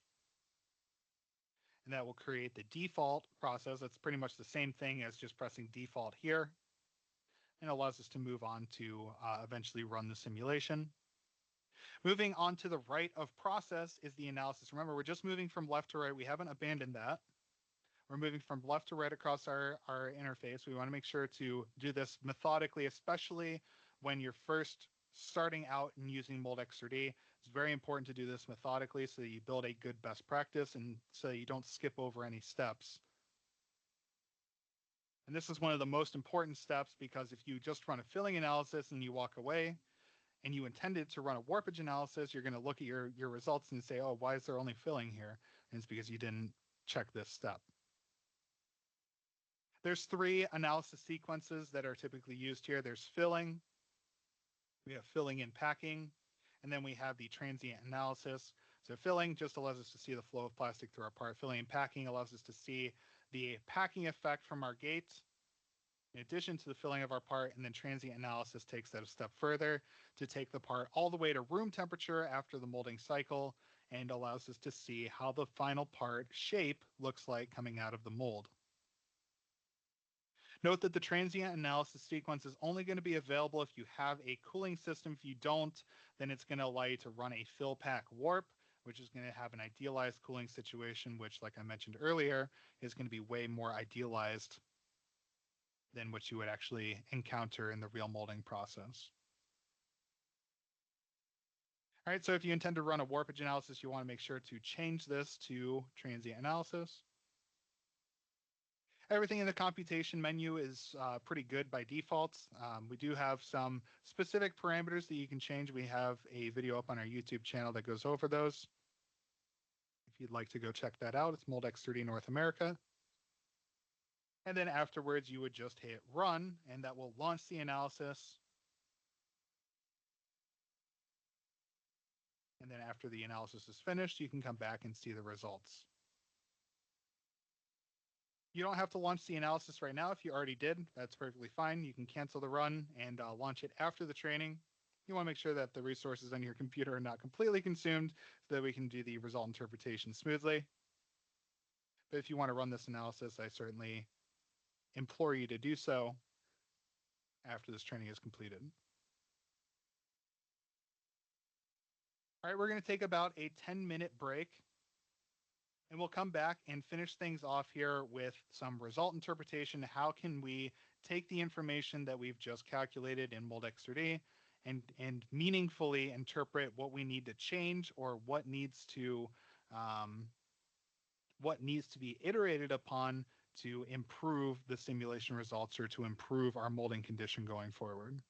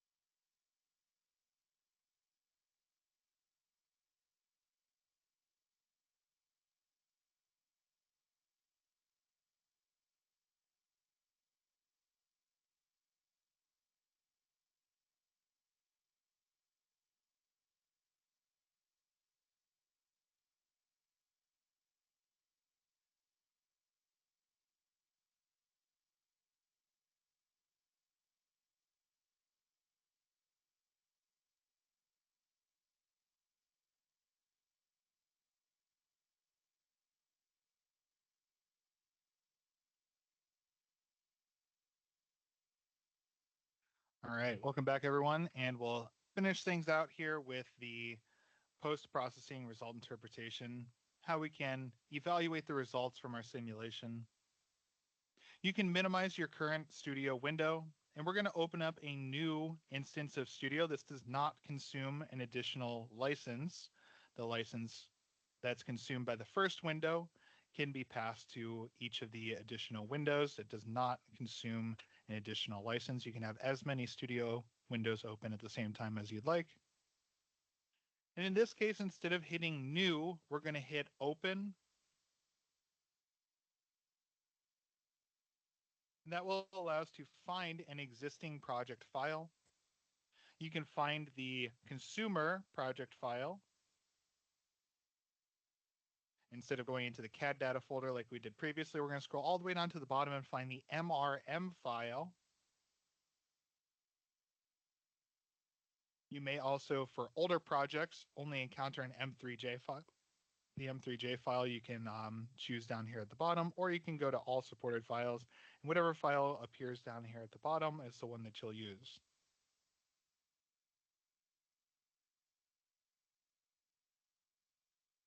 When you open up a pre-run simulation, you should see all of your input data over here on the left in your project tree, as well as your result information as well. So you can see that in addition to what we saw before, we have a new results section that has our filling, packing, cooling, and warpage results because we ran the transient analysis sequence. I'm going to go through each of these sequentially from top to bottom so that we can see a couple of the results and what tools I would use to interpret these specific results there. First things first, I'm going to go into the filling results, and I am going to turn off the mesh pattern as it does get in the way of the color contours a little bit. To turn off the mesh pattern, you can go to that toolbar at the top middle of your modeling window. The middlemost button that looks like an orthographic cube, you can go to the third option under that dropdown and go to Show Feature Lines with Shaded Faces. That will turn off the mesh pattern and just show us the color contour.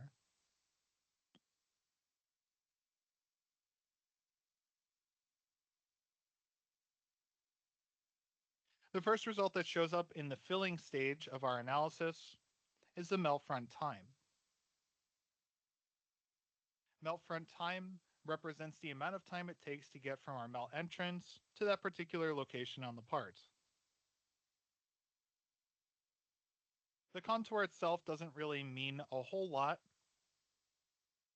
but what we're going to be looking at more is how the material flowed through our geometry. To do so, we're going to either hit the result button if we're following that sequence, going left to right across the toolbar. You can hit the result button and that will bring you to the result tab, or you can just click on the result tab manually. And we're going to be focused on the animation toolbar in here.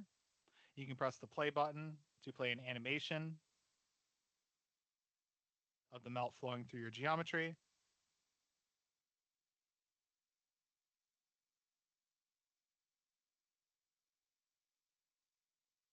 And you can use the animation options here to change how the speed is. So if your animation is a little bit too quick, you can slow it down using the animation options. You can also use the little slider here to pull your animation back and forth if you want to see how the animation is through a specific feature. Like for example, if I want to see how the weld line here was created, I can zoom in there and then just kind of go back and forth on my animation. You can also adjust this percentage if you want to take screenshots at very specific percentage sections. You can even export this animation. If you click on the little video drop down here, you can export the melt front animation as a GIF file to put into a PowerPoint or whatever other format you'd like.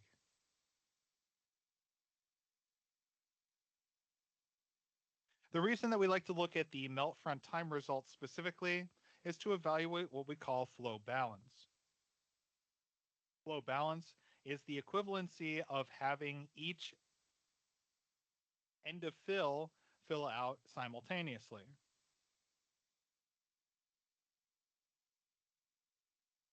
All right, and what I'm typically going to do for flow balance is I'm going to push this percentage to 95%, just as a rule of thumb.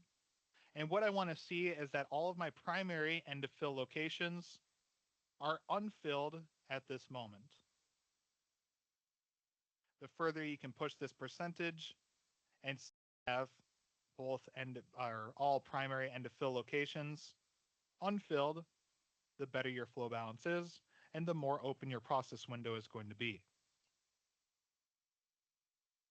There's a couple of reasons that we like to study flow balance. The first of which is going to be based on the pressure required to fill the part. I could avoid needing to look at flow balance if I just put my gate over on this side of my part, because the material has no choice but to flow in one direction until it hits the end of fill over here. But that means that our overall flow length is much longer, and as the material flows through our geometry, the resistance to flow is going to increase, and we're going to need more and more pressure to force that material through our geometry at a constant flow rate. So we like to study flow balance from a pressure perspective, but we also like to eliminate pressure spikes. What I'd like to do is go to the sprue pressure result. So I'm going to go to filling and then XY curve, sprue pressure.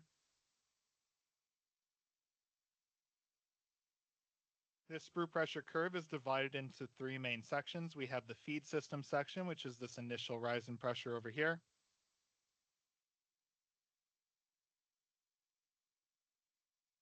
We have the pressure drop through the main cavity, which is the majority of this curve.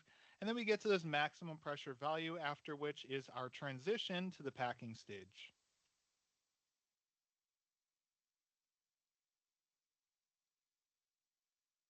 Now, any interruptions on this sprue pressure curve are typically not anomalies. Sometimes there are some small features that cause little bumps along the way, but blips like this in the middle here can be explained by looking at the melt front progression.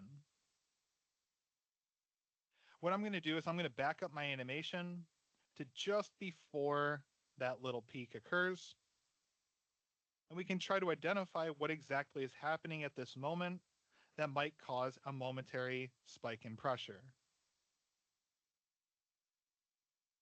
I won't make you look too long. There is a corner, kind of like a secondary end fill, that is completing its fill right over here. And what ends up happening is that as the flow develops, it has a choice in going one of three directions. It can either go towards the top left, bottom right, top right, bottom right, and the left side. Once the material has completed filling the top right corner of our part, the momentum of the material that was going in that direction has to shift to either going towards the bottom right or towards the left side of our part. That momentum shift, which is kind of similar to like a wave rebounding off of a wall, that momentum shift will bounce back through the melt entrance and go either towards the left side or towards the bottom right side. And this is where these pressure spikes come from. Now, secondary end of fills like this usually result in a relatively low magnitude of pressure spike like what we see here.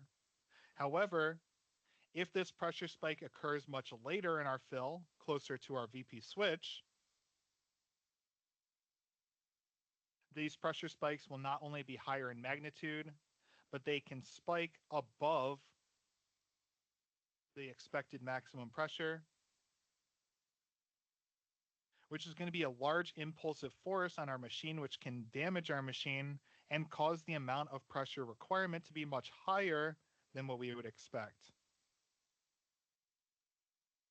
After this VP switch point, we're transitioning to the packing stage, and we're releasing the condition that we need to maintain a constant flow rate.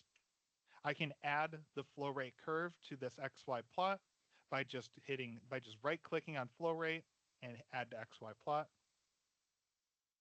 And we can see at this exact moment, that's where the flow rate goes from a constant value to a non-constant value. During this time, pressure spikes are not possible because we are no longer maintaining, or we never have to, we don't have to maintain that constant flow rate any longer.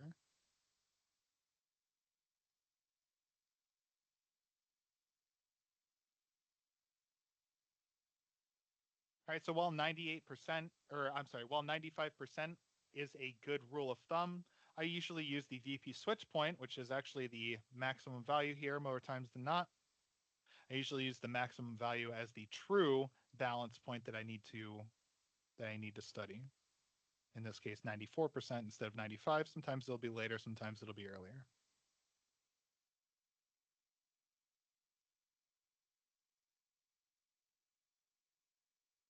Moving on to another result that I like to take a look at is the temperature. The filling temperature allows us to see how the material adjusted its temperature throughout the fill. And what we're going to be looking at here more is the material that's in the core of our part or through the thickness of our part, not necessarily what's on the surface. The color distribution that we see is just the material that is in contact with the mold. We're more interested in what's inside of the frozen layer to see how the shear characteristics of the material changed along the flow path. There's a couple of tools that you can utilize here. The first of which is the clipping tool. In the inspection section of your result tab, you can go to the clipping tool. This will create a cross section on your part. And you can change the location of this plane by just left click dragging it. You can also change the orientation of this plane by changing what toggle you're using. So I'm going to use the XZ plane in this case.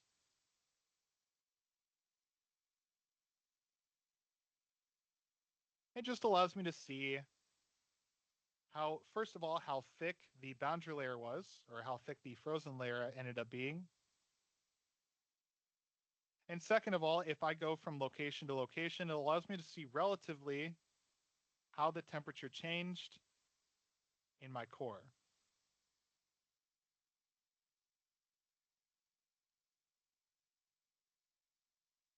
Now, generally speaking, this is a nice methodology, but there is a couple of other ways that we can do the same thing a little bit more effectively. I'm going to exit out of the clipping tool, and right below that is the slicing tool. The slicing tool effectively does the same thing, except instead of creating a cross section, it projects the result onto the plane specified.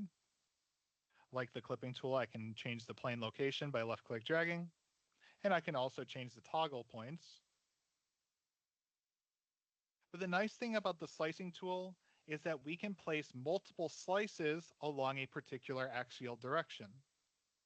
So for example, in the Y direction, which would be the XZ plane, I can place not only one plane, but let's say 10 planes. And I'll also, in the XY direction, which would be transverse to that, I'll also place 10 planes.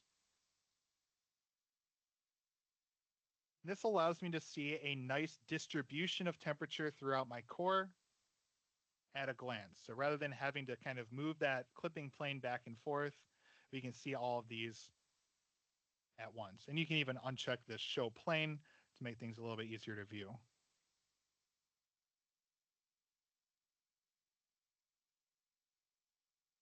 Now, the primary use of this is to see how the temperature distribution changed throughout my geometry. And here, the core of my geometry looks to be pretty similar throughout my part. However, I think this is just because my scale is skewed due to my frozen layer being a significantly different temperature than my core layer. So I'm going to take out my frozen layer by changing my scale. This is kind of like what we did for the thickness distribution earlier. There's a couple of ways you can do this. You can just left click drag the minimum on your scale upwards, or you can double click on the minimum value and that will allow you to change it directly. I usually change this to somewhere around the freeze temperature just because that's where the, above that is the molten material and is what we're more interested in. In this case, I'll do something like 200.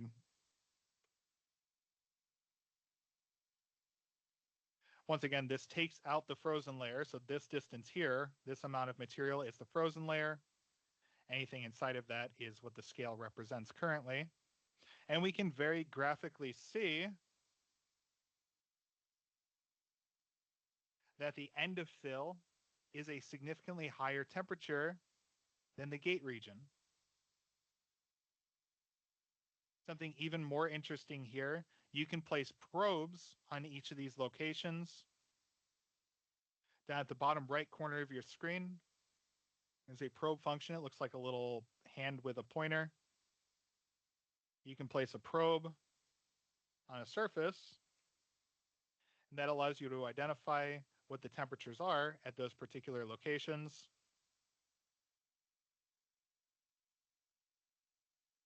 That function just places the probes. You can go to display probe value,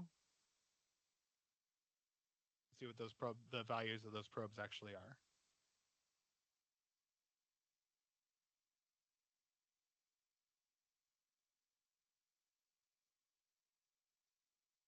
All right, and if you'd like to get rid of those probes, you can just go to your model tree. You can right click on the probes and get rid of them, or you can just highlight them and press the delete button on your keyboard. But either way, this result item allows you to see where the high temperature regions of your part actually are. And although this is a great way to visualize the temperature distribution, there is a better way even to identify where the hot regions of our part lie. All right, first thing, I'm going to close out of the slicing tool. I'm also going to reset my scale. To do so, I'm just going to hover over my scale, and there's a little toolbar that'll show up. There's going to be a reset display range that allows me to reset the extents of my original scale.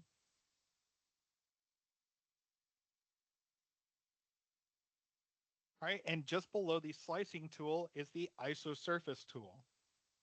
Isosurface allows us to break away all of the results in our display except for one singular value. And that's shown up at the top left corner. You can see currently the value that's shown is about 180 degrees Celsius. So only the elements that are at exactly 180 degrees Celsius are the ones that are showing. And if I move the slider towards the right or towards the hotter end of my scale, I'm going to see a bunch of the material start to go away, and only the hottest material will remain, really showing a good distribution or a good indication of where the hottest material lies in my geometry. And we can see from this, kind of like what we saw from the slicing matrix, you can see that the hottest material is in fact the end of fill. And the reason we like to look at the temperature distribution and where the hottest material lies is that we can identify which of the two effects dominated. We have the cooling effect, where the energy from our melt is being released into our mold.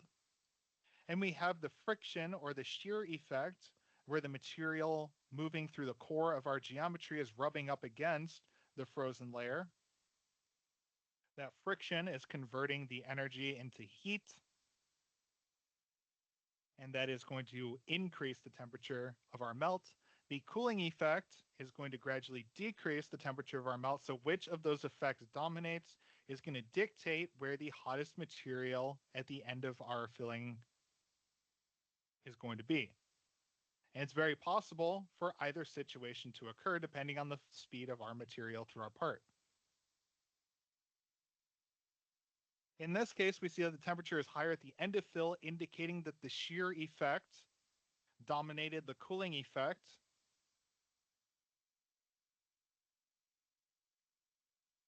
And that's just indicated by the fact that the temperature is higher at the end of fill than it is at our heating source. That means that the temperature gradually increased over the length of fill. If the opposite were true, if the cooling effect dominated, then we would see the hottest material is at the gate location. In an ideal world, you're actually able to balance these two effects, and you'll get a nice uniform core temperature. You won't get a skewed temperature distribution either towards the end of fill or towards the gate location. Everything will be nice and uniform, which if everything is at a nice uniform temperature, that means it's going to shrink at a uniform rate, which means that you're going to reduce the potential for warpage from a core temperature perspective. There can still be warpage based on the surface temperature, based on your cooling system, and so on. But from the core of your geometry, the shrinkage will be more uniform and will give you a less probability or a less magnitude of warpage.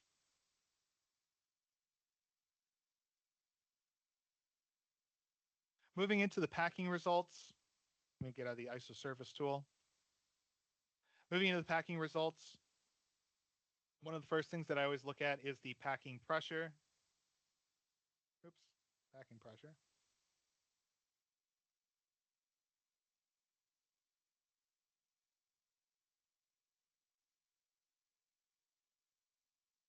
And the reason I look at packing pressure is so that I can see what the distribution of the packing effect looks like at that particular moment.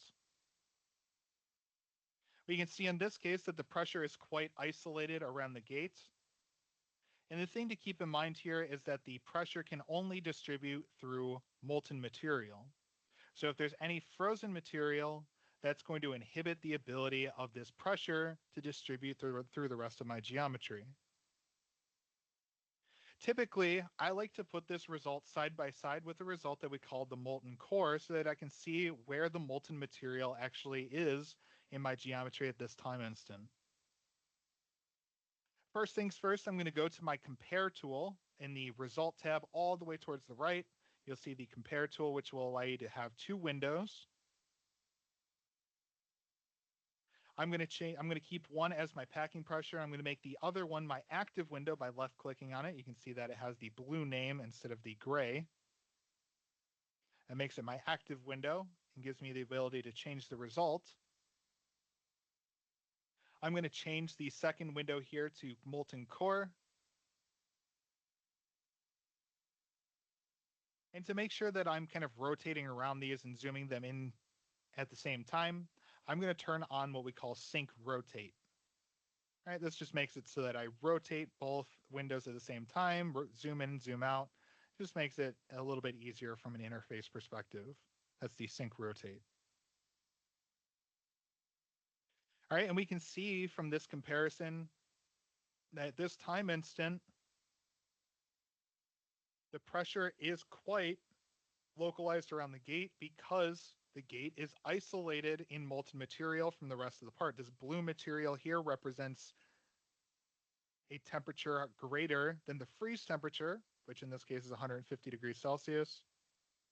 So any material over 150 is what shows here. Everything that's transparent is frozen off. So we can see that the material is isolated around the gate and it cannot distribute out to the rest of the part, even though the end of fill is still molten. There's no way for the material to get there because there's frozen material in between. And this will almost always happen with shear dominated flow. Obviously, I have hot material at my end of fill. There's going to always be material coming in behind that through the melt entrance. So molten material is always going to be coming in through the melt entrance, but there's nothing heating up the intermediate region. And so that's going to isolate the gate off from the end of fill. And you end up getting this very localized distribution of pressure as a result. Now you can use this to kind of figure out what your ideal packing time it should be.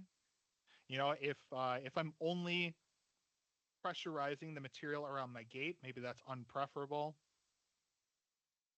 And so maybe I want to go back to a previous time step or a different time instant to figure out what my ideal packing time should be. To do so, you can right click on any result.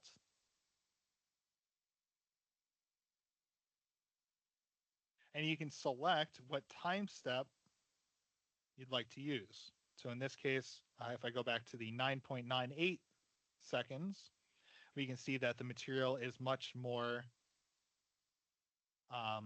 more of the material is molten which means that if I go to the same time instant in the packing pressure, oops, molten core, same time instant over here, we can see that that pressure is much more distributed. However, what this means is that the material hasn't frozen yet, so we're going to need more cooling time in order to get this material to an ejectable state. So it's always a kind of a trade-off as far as how you want to handle your processing, how long you want to be applying the pressure versus how long you want the part to just be sitting in the mold, cooling off and getting ready to eject. All right, but this is something that simulation can evaluate, and it's something that we typically do take a look at very intensely. Moving into the cooling results section, I'm going to get out of the compare tool for the time being. Moving into the cooling results section, there's a few things that we can do here. The first thing is that we can look at where the hot spots are on the surface of our part. This might allow us to evaluate where we need to improve the efficiency of our cooling system. Now, the temperature in the core of our geometry is still going to be quite a bit hotter than the surface. What we're more interested in here, whereas in the filling stage, we looked at the core temperature. In the cooling stage, typically we're going to be looking at the surface temperature to see how the cooling channel layout affected the temperature distribution across the surface of our part. And so I'm going to reduce the maximum on my scale to remove some of that material in the middle of my part and just show the temperature distribution on the surface instead. If you get something like this, it just means that it's outside the extent of our current range. You might just need to extend that a little bit higher. All right, but this allows us to see where the highest temperature material is. And if we turn on our cooling channels, you can go to your model tree and turn on your cooling channels. This allows you to kind of evaluate where your cooling channels could be improved. So we see that there's a big hot spot on this part in the bottom channel here. Looks like there's a big, relatively high temperature region right in this corner.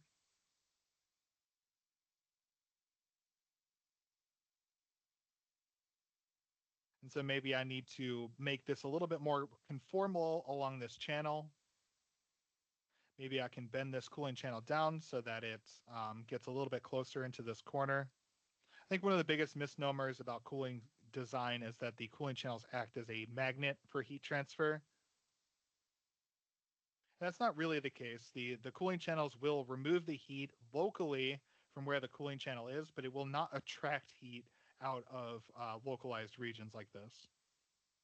So although getting the cooling channel close removes some of the heat, it does not remove enough of the heat to prevent a hot spot from being there. All right, so maybe I need like a baffle or conformal insert, something like that will allow me to remove that heat a little bit more efficiently. But beyond looking at the temperature of the part, I can actually look at the temperature of the mold. Because we use solid mesh for every object in Moldex3D, I can actually look at the results in my mold base as well. All right, so if I turn on my mold, I can use the clipping tool like we used earlier. Use that XZ plane. You can actually see how the temperature is distributed at different parts of the mold. Now, again, this is going to be a little bit skewed by the part geometry, so you can either turn off the part, it'll allow you to get a better scale, or you can kind of like what we did for the part temperature, you just take the scale down. That will allow you to see that temperature distribution a little bit better.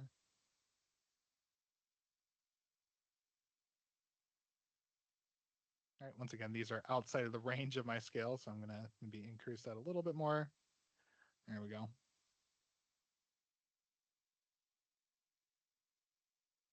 Now, interestingly enough, you can create a time series animation. So you can actually play an animation of this over the molding cycle to get an idea of how that temperature was changing. What was the thermal cycling on either the mold itself or on an insert, whatever it would be.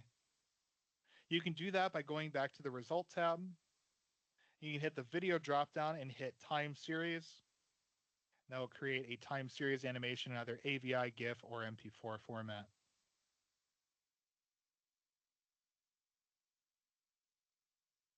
This is very useful for cooling channel design and is a good way to communicate either the how well the mold is designed or where there are deficiencies. Both sides of the coin can both be displayed here. All right, I'm going to turn off my mold base. I'm going to turn off my cooling channels. And another result that I like to look at here is the time to reach ejection temperature. Time to reach ejection temperature allows us to evaluate our cycle time. Because the cooling time is the longest part of our cycle, usually this is where we can afford to save the most time on. Now the scale here is in time. The scale is in seconds. So this is just indicating how long it takes for each element to get down to what we call the ejection temperature. If I go to my information tree, it looks like a circle with the letter I. We can see in the material section, we see our freeze temperature, which is 150 degrees Celsius in this case. But then we have our ejection temperature, which is 120 degrees Celsius, so 30 degrees below the freeze temperature. So what this result is telling us is not how long it took for the material to freeze, but how long it took for the material to get 30 degrees below the freeze temperature in this case. This ejection temperature is something that you can change in the process file. If you want to eject at a little bit of a hotter temperature or a cooler temperature, you can apply that in the process and you'll be able to evaluate that here. Now, based on the scale, you might say, oh, okay, we need 60 seconds in order to cool down this part. No, that is not the case. 60 seconds represents how long it takes for the hottest element in our part to get down to the ejection temperature. It's not necessarily representative of the entire part geometry. To evaluate this a little bit further, we're going to use that ISO surface tool that we used in the temperature distribution earlier.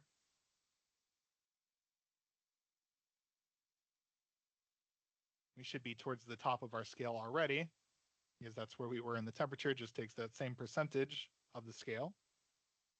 And we can actually see that the top of the scale really just represents the material in our gate. All right, so this little ball of material, if we go down in our time, which means that the amount of time that we need to get our part down to the ejection temperature is decreasing as we scroll to the left. I'm going to keep going until some feature on my part starts to show up. So what this is saying is that in order to get my entire part down to the ejection temperature, I would need about 44 seconds. However, we don't need the entire part to get down to the ejection temperature.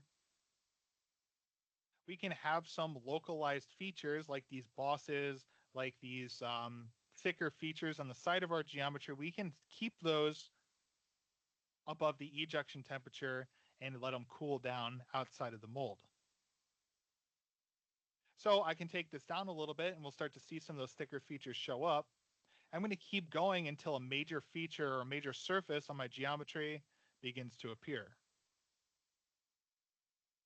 Just before that point is where I would say my cooling time should be. So maybe in this case, somewhere in the realm of 15 to 16 seconds.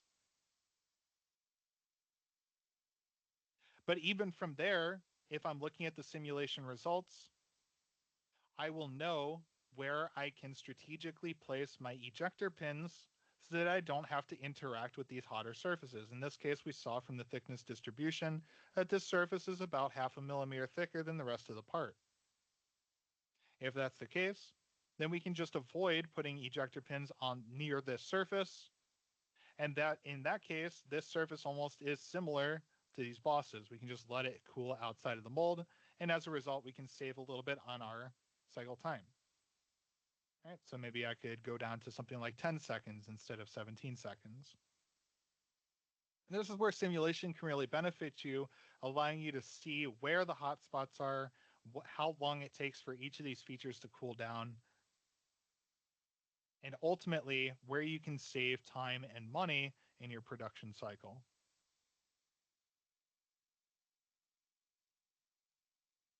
To wrap things up, we're going to go into the warpage results. Before I dive too much into the warpage results, one of the things I like to emphasize is that everything that you see in the warpage comes from the filling, packing, and cooling. More times than not, I see users will go in, look at the warpage, they'll see the color distribution, they'll see where the part is warping, and then they'll go into the filling, packing, and cooling to see where that warpage is coming from, which is really quite backwards from what you should be doing. If you look at the warpage first, you're going to be biased and you're just going to be going on a wild goose chase to find out where that warpage might have come from. Instead, you should be going through the filling, packing, and cooling to get a premonition of what that the warpage results should look like. And if those warpage results are not what you expect, now you have a more educated result interpretation methodology to go back and figure out why that might be the case. All right, so it's very important to be looking at the filling, packing, and cooling before going into the warpage.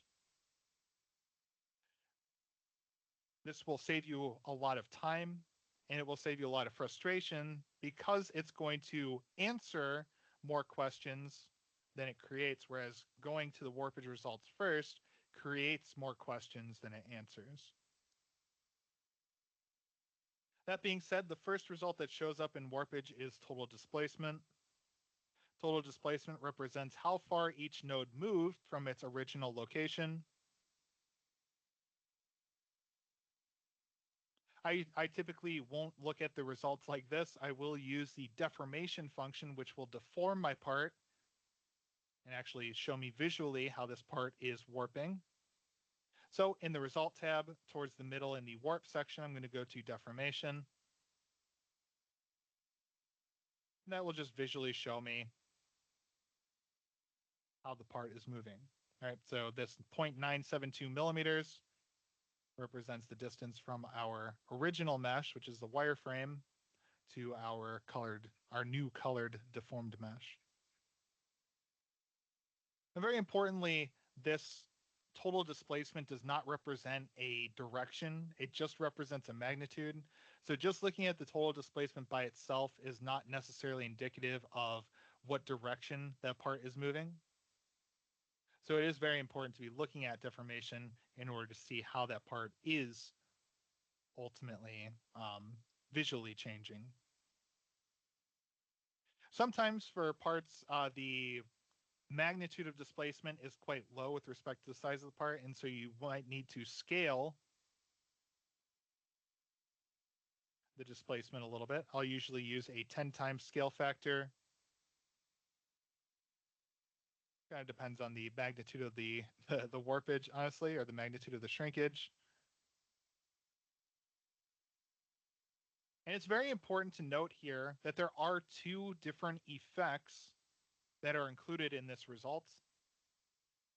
We have not only the warpage of the part, but also the linear shrinkage of the material. All right, so linear shrinkage as well as the differential shrinkage, which is just another name that we give to warpage. Both of those effects are included into this result. And so with that in mind, let's evaluate both of our high displacement regions. We have one displacement region on this end of fill and one over here. All right, so this guy, if I rotate around to the side view, we can see that there's a good amount of movement in the Y direction. There is a little bit of movement in the X direction, which would be vertically as I have it shown here.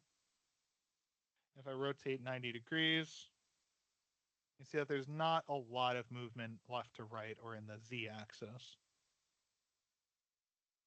So most of the movement being in the Y axis here tells me that this material is pretty much just linearly shrinking, which if you think about it makes quite a bit of sense Because we saw that this material at the end of fill was the hottest material in our part, well, also the other end of fill, but some of the hottest material in our part, and also because of that shear dominated flow effect, we weren't able to pack out this region very well.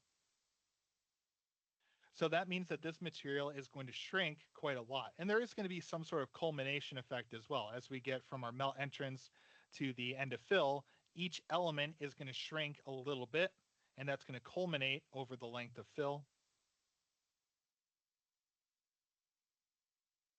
and give us our final displacement like this. If we go to the other side though,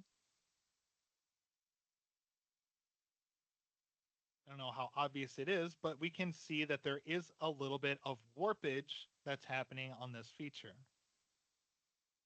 You see that it's kind of bowing inwards. And that's probably because the material around this surface right here, remember down in this channel, there was a hot spot.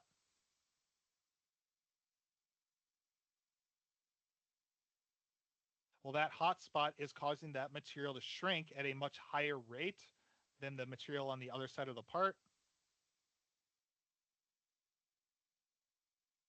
And that's going to pull all of the surfaces inwards. Unfortunately, this surface is the only one that has a degree of freedom to deflect like that.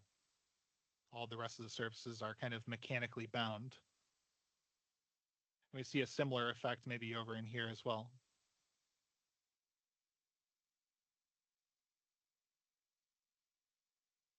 All right, so linear shrinkage and differential shrinkage are both included into this result, and we need a way to separate the two. That's where the mold compensation comes into play. Mold compensation allows us to input the material shrinkage value, and then that's going to remove effectively the linear shrinkage from our part, just leaving the warpage or the differential shrinkage. All right, so I'll let you guys know that this PCABS material has a 5,000ths of an inch per inch shrinkage, or 0.5%.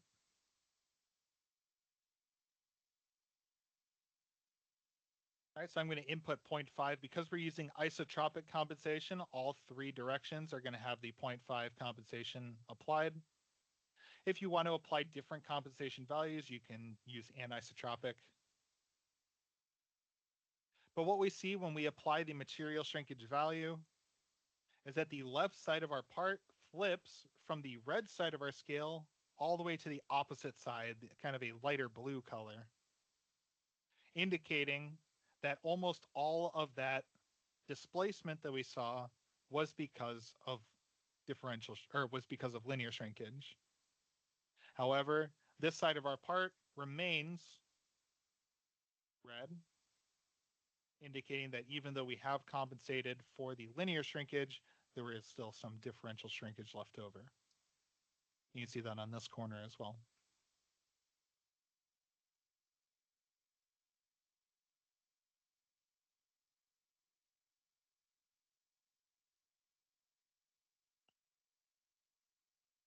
Now, interestingly enough, you can export this deformed model. So if you want to compare it to the real molded geometry, if you have a scan of the real molded geometry, you can use this as a comparison for the accuracy of the simulation.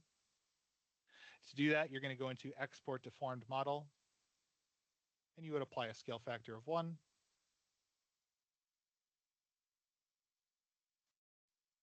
If you ran the simulation on the mold geometry, the output from the simulation would be your final molded geometry, or what we would predict as the final molded geometry.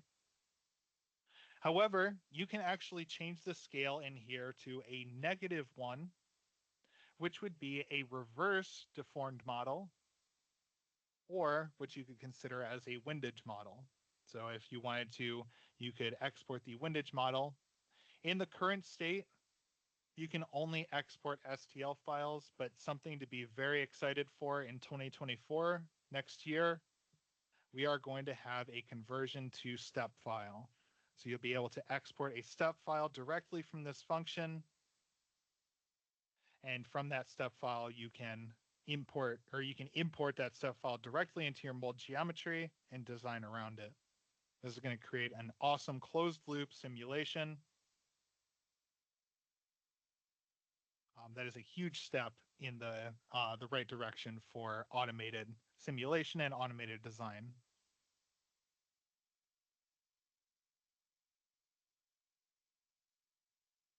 There's a couple of other tools I want to go over before we wrap up here. I'm going to exit out of deformation. The first one is the distance tool. The distance tool allows us to, well, measure the distance between 2 points. All right, cool. But if I'm in the total displacement results, I can hit save and close, and that'll give me not only the distance between those 2 points, but also the deformed distance between those 2 points as well as the linear shrinkage. So if I have a dimension that I have to hit, I could take the distance, let's say between these 2 corners here, 1 and 2, save and close.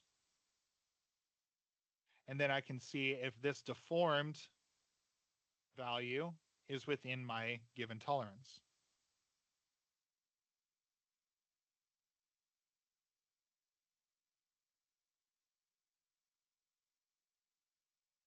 All right, very awesome tool, something that you can use for dimensional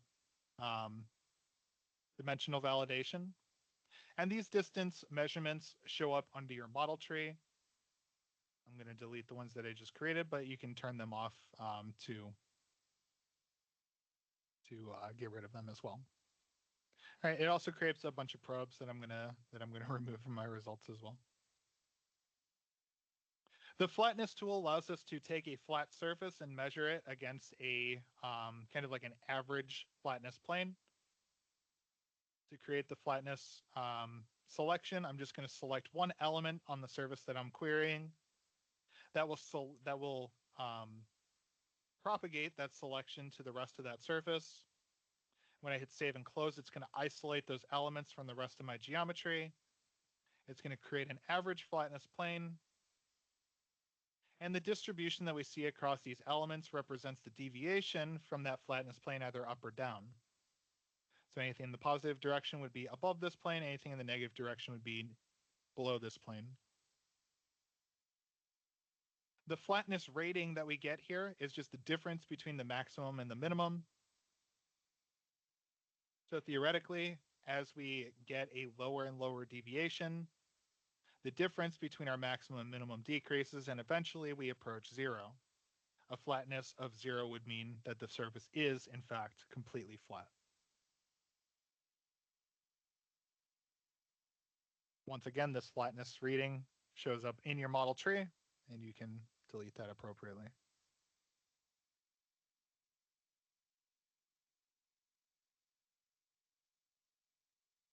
The roundness tool allows you to measure the roundness of a particular feature. So if I go down to one of these bosses, I can hit roundness and just select one of the mesh edges on that feature. It'll propagate once again to the rest of the circumference. I hit save and close, and that gives me a roundness rating, which is the difference between the deformed maximum radius and the deformed minimum radius. Kind of like the flatness plane, as we get to a perfectly round feature, the maximum minimum radius approach equivalency, and so the roundness rating would approach 0.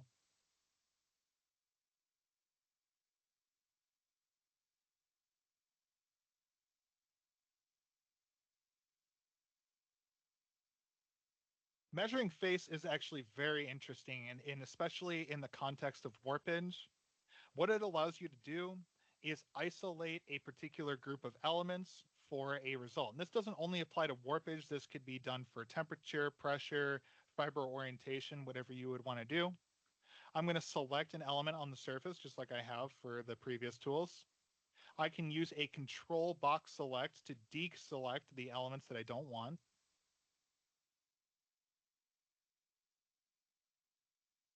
Right, so maybe I just want the elements on this side of the feature. And then I also get to select what elements of that, or I'm sorry, what statistical information I want to extract from that surface. So let's say I want to see what my average displacement is across this surface. I'll hit save and close. That's going to isolate that surface, kind of like what the flatness plane did. And you'll see that it'll only show the scale for these elements specifically. And we also get the average displacement across this group of elements as well. This is extremely useful, not only for warpage, but a lot of the results in Moldex3D. If you want to just break down the statistical information for a group of elements, this is a great way to do it.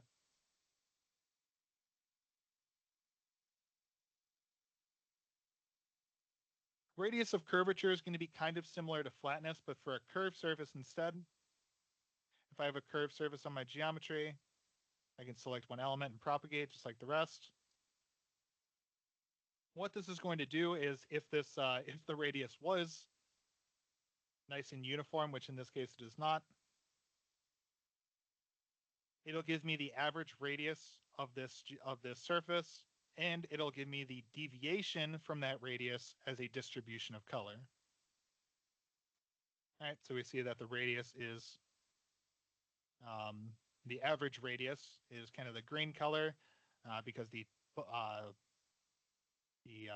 maximum and minimum on my scale are positive and negative. So the 0 would be our average radius. And theoretically, if we have a perfectly round or a perfectly consistent radius, then the deviation between the maximum and minimum would approach 0, just like the flatness.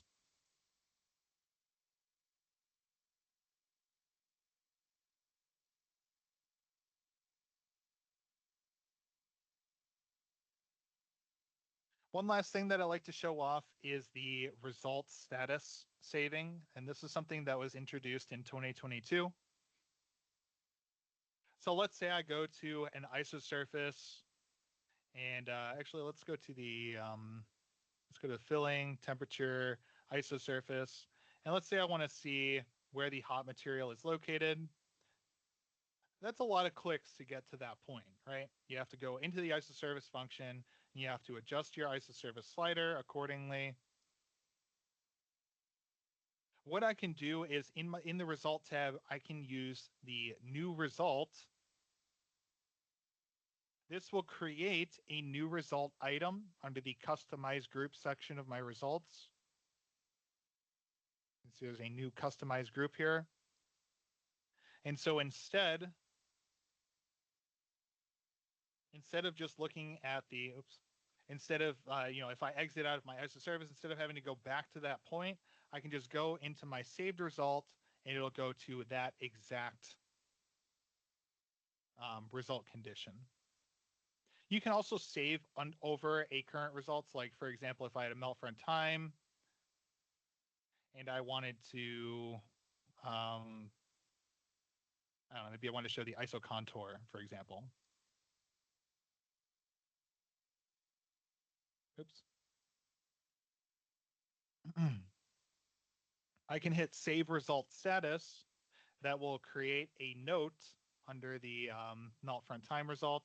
And so even though I close out of that ISO contour,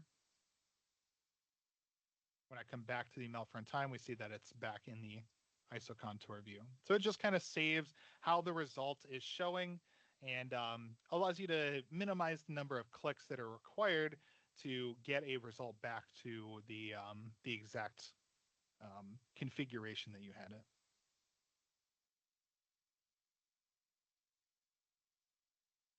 And that's going to wrap things up for the Moldex3D standard training here.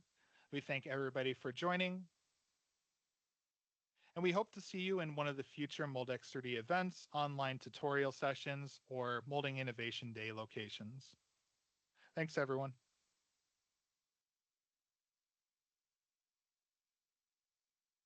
Thank you.